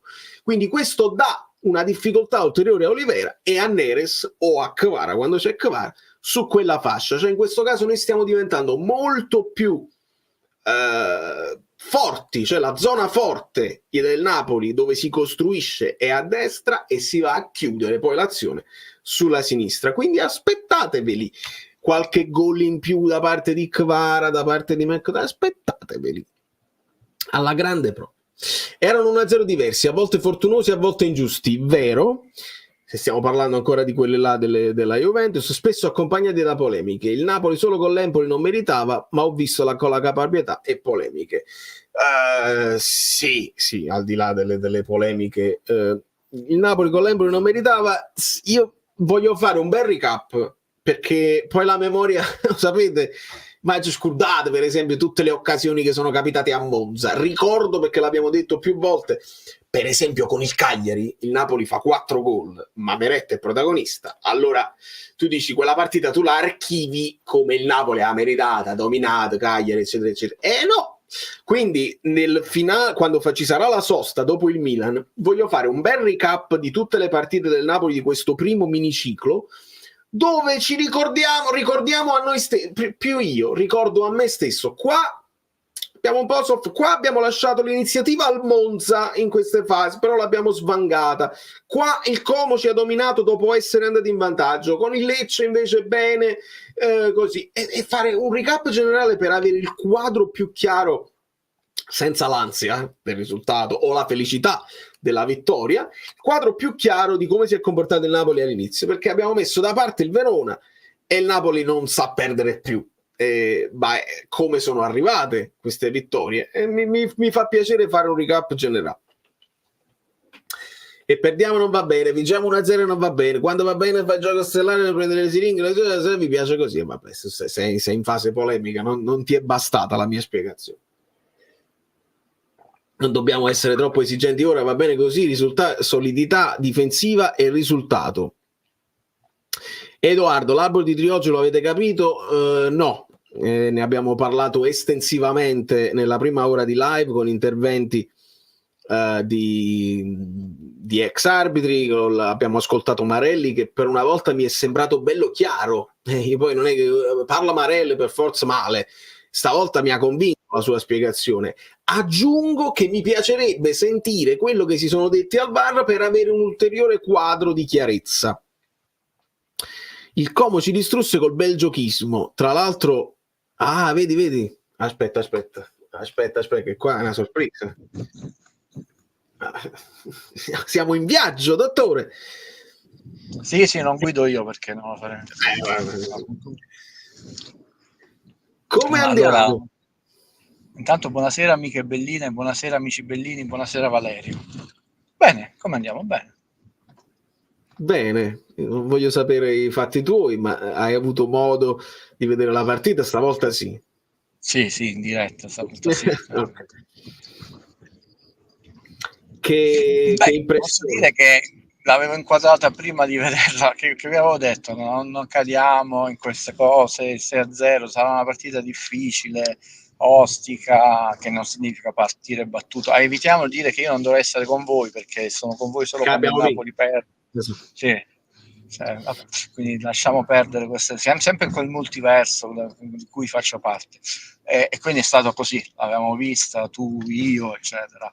Io avevo detto vittoria che vale 3 punti e 8, secondo me oggi ne vale 3 punti e 85, sempre metafonicamente parlando, solo 3 punti vale, non vale di più. Ostica, Valerio, partita ostica, molto. Adesso inizia il bello, perché andando avanti questo Napoli ha bisogno di crescere un po' per fronteggiare le 7 sorelle o meno una. L'impressione è che questo Napoli non sia sufficiente, poi lo vedremo, no? Perché abbiamo un percorso di ferro, Milan, Atalanta, Inter, eccetera, Torino, Lazio, eccetera. Quindi è stata ostica. Poi sono pronto a rispondere male alle domande che mi vorrete fare, se vorrete. Sì, faremo un recap. Può essere un po' la connessione, può avere dei piccolo da leggere. No, non ti preoccupare, leggo io. Ovviamente non sei davanti al computer, quindi questa ce la portiamo avanti, però la situazione è difficile perché il Napoli ha ammonito Di Lorenzo, ha ammonito Olivera, ha ammonito Ngong. Sì, però nessuno ha 4 ammonizioni, mi sembra. Comunque poi ve lo scrivo. Sì, ve lo scrivo, no, non sono davanti al computer, però non avevamo elementi con 4 ammonizioni. 2 sì, lo so, però il Napoli di Conte l'abbiamo visto, che è un Napoli che fa più falli, prende più gialli, non perché sia poi così tanto più cattivo, no? Però uno sta nel campo in maniera un po' diversa, l'abbiamo visto. Forse peraltro che abbassa, no? Un centrocampista. No, già nel primo tempo, oggi abbiamo visto un Napoli che era a 5 dietro, in alcuni tratti della partita. Sì. È naturale avere un pochino. Io ringrazio Guido che comunque è voluto intervenire anche nonostante i suoi impegni. Adesso va velocissimo perché tutta la connessione vola veloce. No, c'è stato un momento di pausa, di freeze. Elena ci dice: questa volta salutiamo gli autisti che danno la possibilità di poterti vedere e parlare. Le autiste, sante donne. Hai sentito una voce femminile, ti saluto. Allora mando un bacio e un abbraccio forte, caloroso. Ho sempre avuto un dubbio. Il dualismo di Spalletti nel passaggio alla nazionale, mantenendo l'influenza sui nazionali italiani del Napoli, può aver influito sullo scorso campionato. Nel passaggio alla nazionale non lo so. No, questo in modo proprio residuale, in modo molto residuale. Quello è stato non tanto il passaggio alla nazionale, il trauma, lo abbiamo sempre detto, di come si sono salutati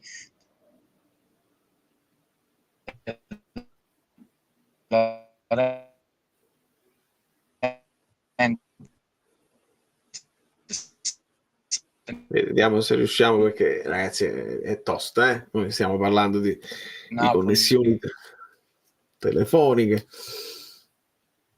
Volevo fargliela sta domanda a Guido, difficilissimissimo, che può chiamare dei giocatori. Tra l'altro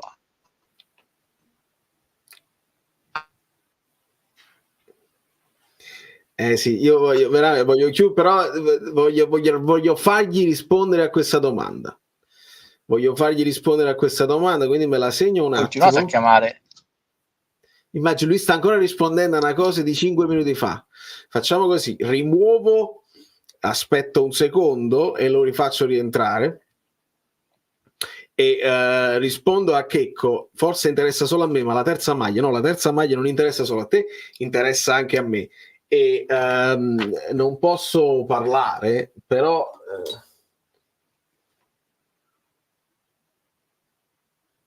parliamo di inizi novembre. Rispondo solo così e non vi dico altro. Vediamo se Guido lo possiamo recuperare. È un po' un freeze generale.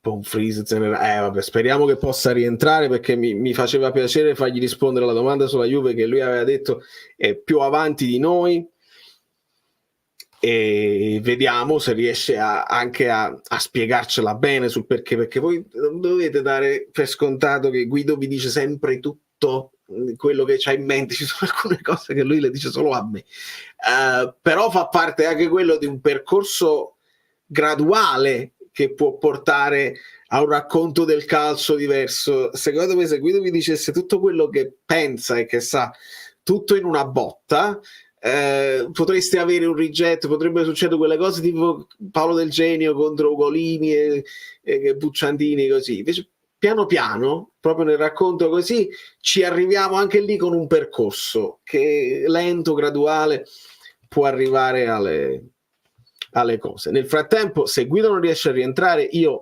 apro volentieri a tutti, quindi mando il link, facciamo giusto una decina di minuti finali, che poi ci sono delle partite, no? Ci saranno delle partite che volete andarvi a vedere, per esempio il Real Madrid-Barcellona, c'è il classico, c'è Atalanta-Verona, che potrebbe essere interessante.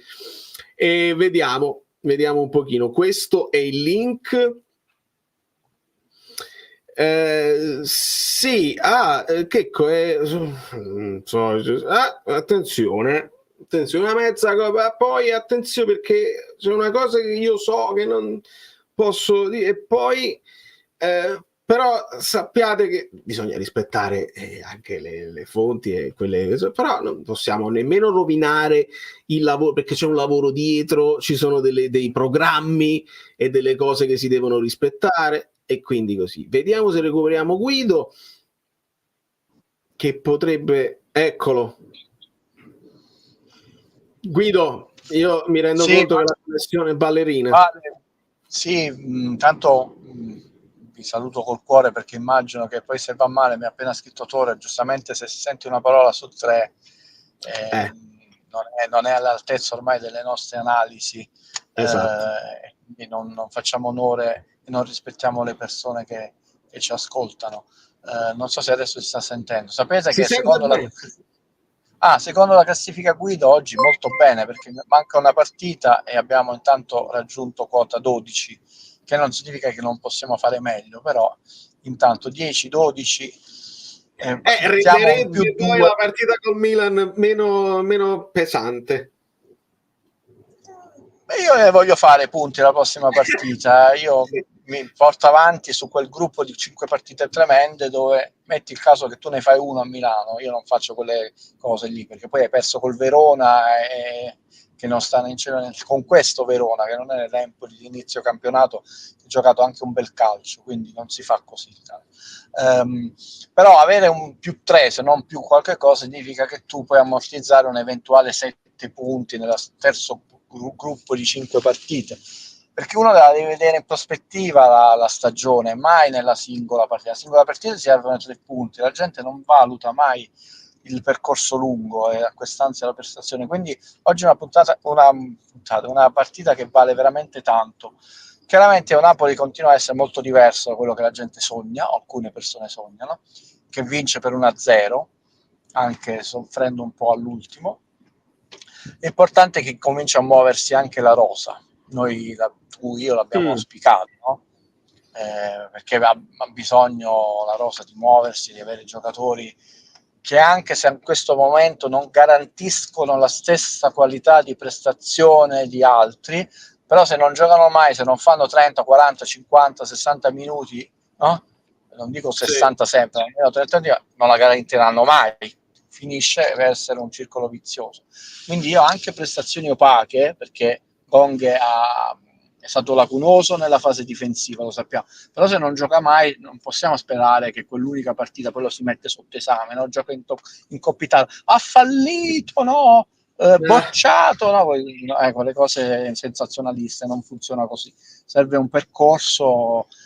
Conte è una cosa che ci siamo detti in privato, no? Ho detto, lui la cura passa attraverso le vittorie, quindi la sua cura è vincere, vincendo sta curando il Napoli, il come è secondario, è la vittoria l'antibiotico che sta curando il Napoli.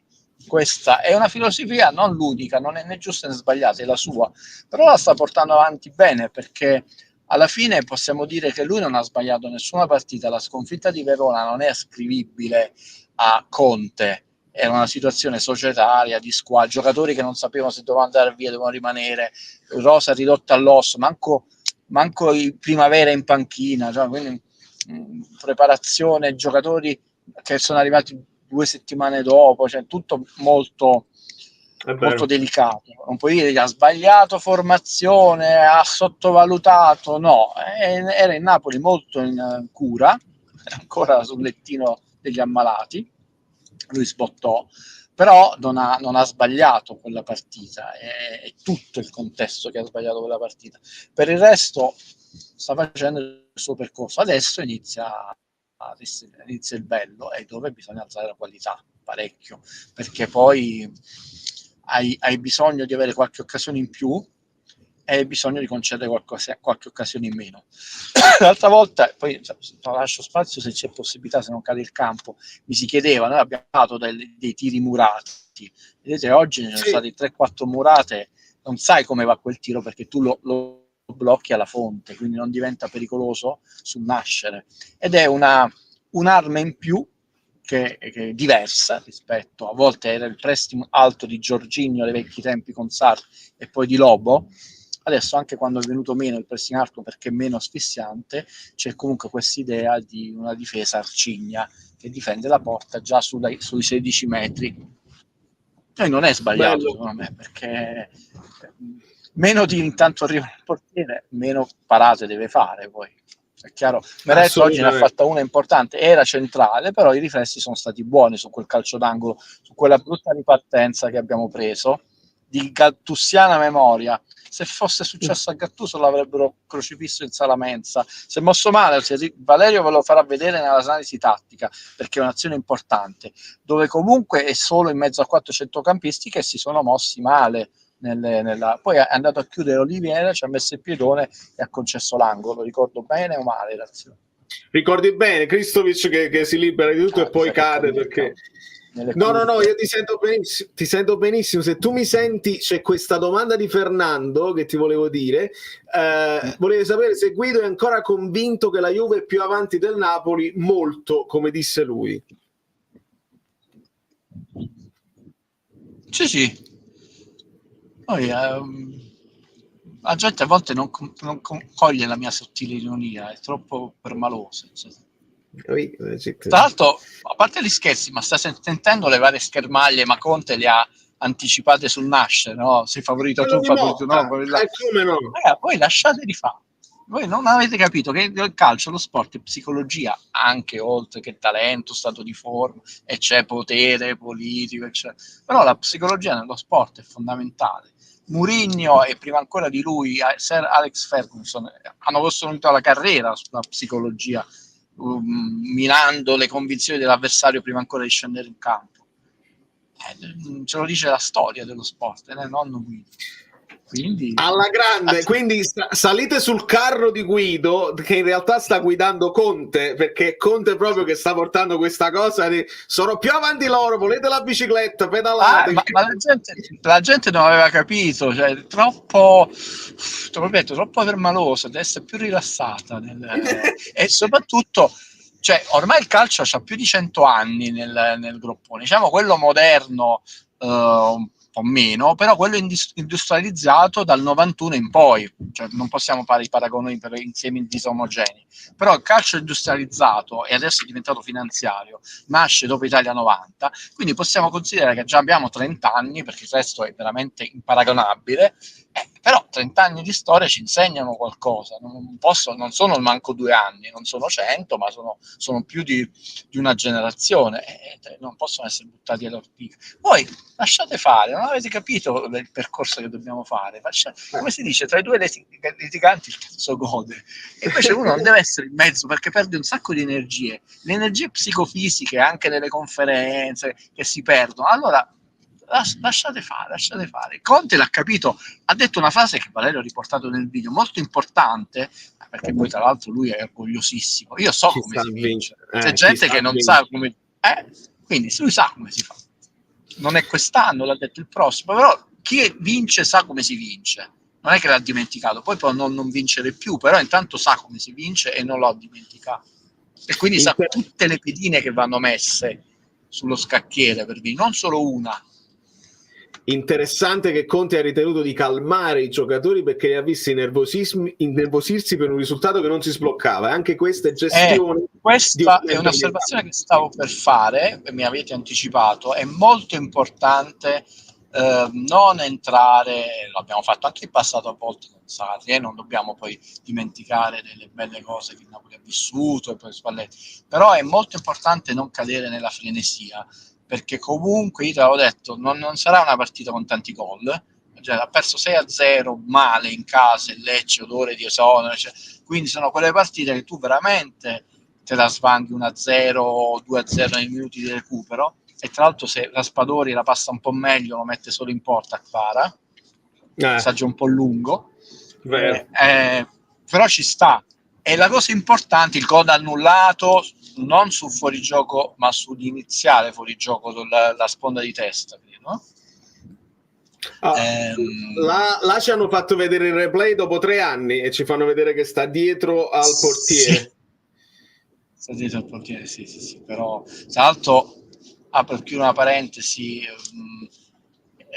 nel corso degli anni è cambiata moltissimo la regola del fuorigioco, perché l'amico Tore mi ha messo al corrente di diatribe, cose, cioè la gente si deve informare, cioè all'epoca in cui Sacchi distrusse il Real Madrid, anche se un giocatore estremo a casa mia in fuorigioco, quindi dichiaratamente passivo, si fiscava in fuorigioco, mandai un video a Tore, cioè, quindi diciamo, le regole, colgo l'occasione per ricordare che le cose cambiano, e la regola del fuorigioco è cambiata molte volte negli ultimi 30 anni.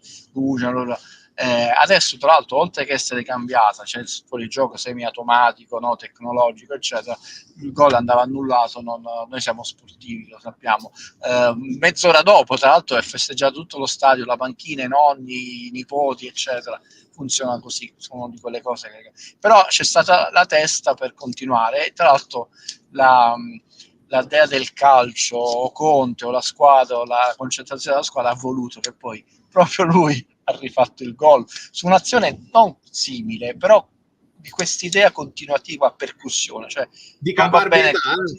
Esattamente. Sì. Dimostra che la squadra ha capito come deve interpretare il campionato. poi bisogna vedere gli avversari se te lo fanno fare, però ha capito che è quello che non è uscito a capire l'anno scorso, che doveva veramente fare tabula rasa, invece tutti continuavano a dire così, fare i paragoni, eccetera, e noi abbiamo perso un anno. Quest'anno fortunatamente Conte anche in questo l'ha stoppato sul nascere, perché ha detto che nonostante è tornato a 4, l'avevamo capito noi da prima, nonostante che troppi giocatori sarebbero stati messi fuori rosa con la difesa a 3, però lui ha detto l'anno scorso di 4-3-3 41 punti dalla vetta, quindi non rompete le scatole con questo 4-3-3, non è poi tra l'altro solo il sistema di gioco, è come lo si interpreta, quindi la squadra ha capito che è una epoca nuova, inizia l'epoca nuova in tutto e per tutto, e mentalmente almeno sta capendo che deve interpretare la partita e il calcio in un modo diverso, che fortunatamente portando risultati tutto diventa più credibile, quello che è venuto, perché quarta vittoria consecutiva non accadeva dalle prime 4 partite del girone di ritorno del Napoli dello scudetto, e ci siamo fermati lì. Poi non è successo 3 partite, addirittura ricordiamo che la parte finale del campionato dell'anno scorso non siamo riusciti a vincere 2 partite di seguito, non 3, manco 2, quindi 4 partite di seguito e vinte. È non è scontato, non è mai facile, intanto non l'ha fatto nessuno quest'anno, detto là, quindi lo faranno squadre adesso, e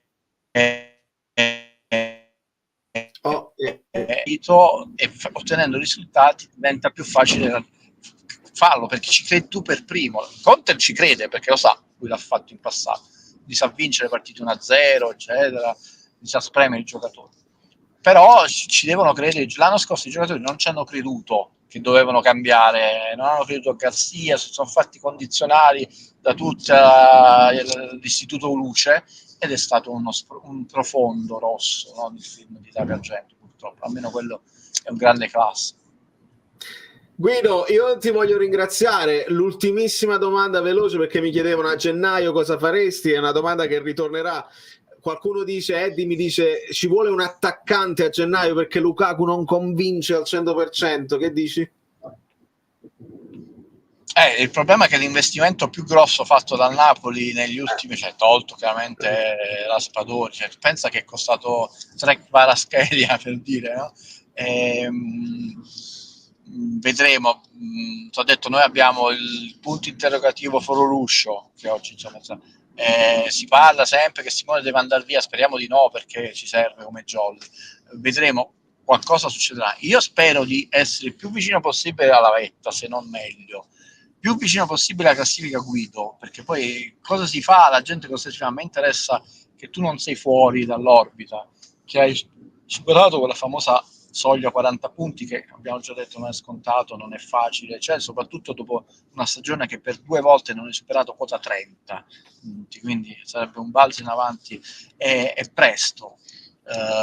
Penso che è più l'estate prossima, può esserci uno scambio, no? C'è un giocatore va via in prestito meno, uno viene, ma non credo una grande rivoluzione, perché comunque il mercato estivo è stato molto dispendioso, e ricordiamo che poi alla fine a bilancio come vendita è solo Ostigar, gli altri sono tutti prestiti, alcuni anche Osimhen è un prestito gratuito, per dire, che il maggiore asset della Serie A, non del Napoli, è in prestito gratuito, ha fatto capire la debolezza che c'è stato nel mercato in uscita del Napoli, che è migliorabile. Quindi queste idee, poi tra l'altro il Napoli si spera che dei giocatori, cioè così significa averli già bocciati per il futuro, significa che alcuni giocatori non renderanno meglio, e contraddice l'idea di tutti che dicono che Conte fa rendere meglio la rosa, quindi è un pessimismo che contraddice anche l'entusiasmo che accompagna questo allenatore. Io invece preferisco vedere e sperare nei miglioramenti della rosa. Mi scuso per questo collegamento Ponte, tra l'altro al buio, estremamente romantico se vogliamo. Vi saluto. Promessa mantenuta, c'è il video, quello là, la settimana prossima a Joker, ma ti dico che tra la fine della partita e il tuo collegamento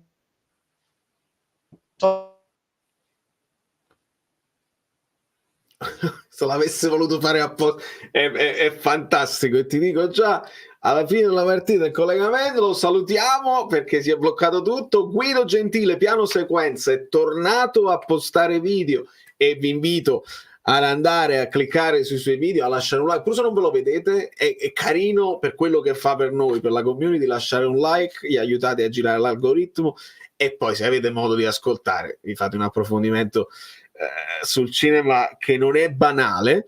Suspense se ne chiude, ha fatto una chiusura alla così, non lo so se ancora riesco a sentire, no, grazie Guido Gentile. Prestazione di Meret, ragazzi, vado a studiarmela perché non abbiamo veramente tempo da perdere oggi, cioè nel senso vi posto la reaction adesso perché poi prima che litigo con la moglie vi posto la reaction adesso proprio subito. Domani già sarà analisi tattica, quindi analizzeremo tutte le prestazioni individuali che sono molto interessanti. Mettere pressioni alle altre è l'unica cosa che conta.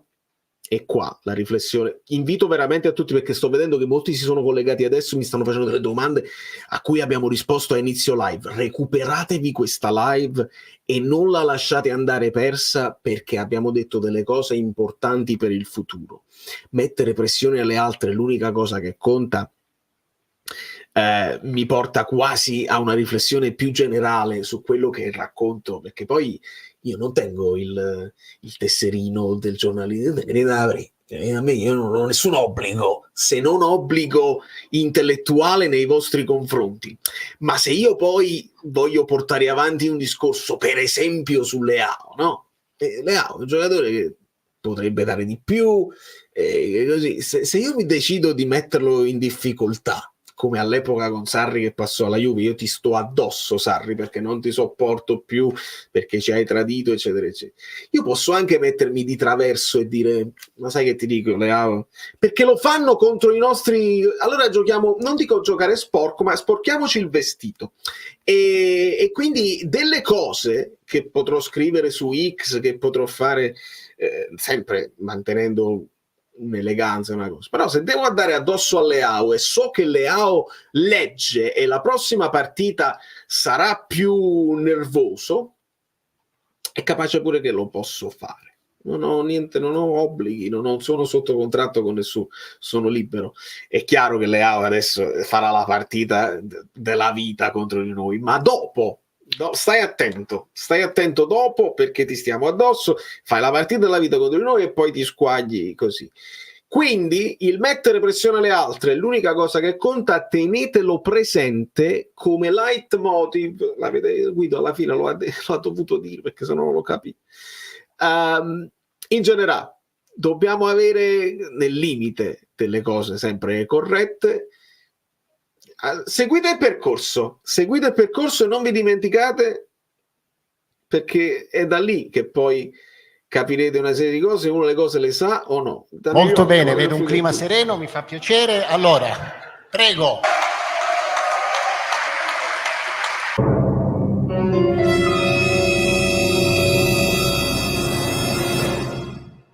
Guido dov'è? Sei lì. Prego Guido, comincia le danze. Vai.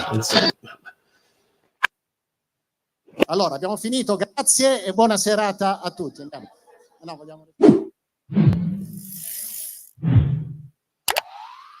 Credo che salta, lo sai, la conferenza. Domani c'è già la conferenza e 2 giorni prima salta, perché non ci sarà nemmeno un modo. È capace che salta. Non lo so, però potrebbe saltare. Credo che alla fine gioca Politano. Magari, però Guido Gentile, piano sequenza.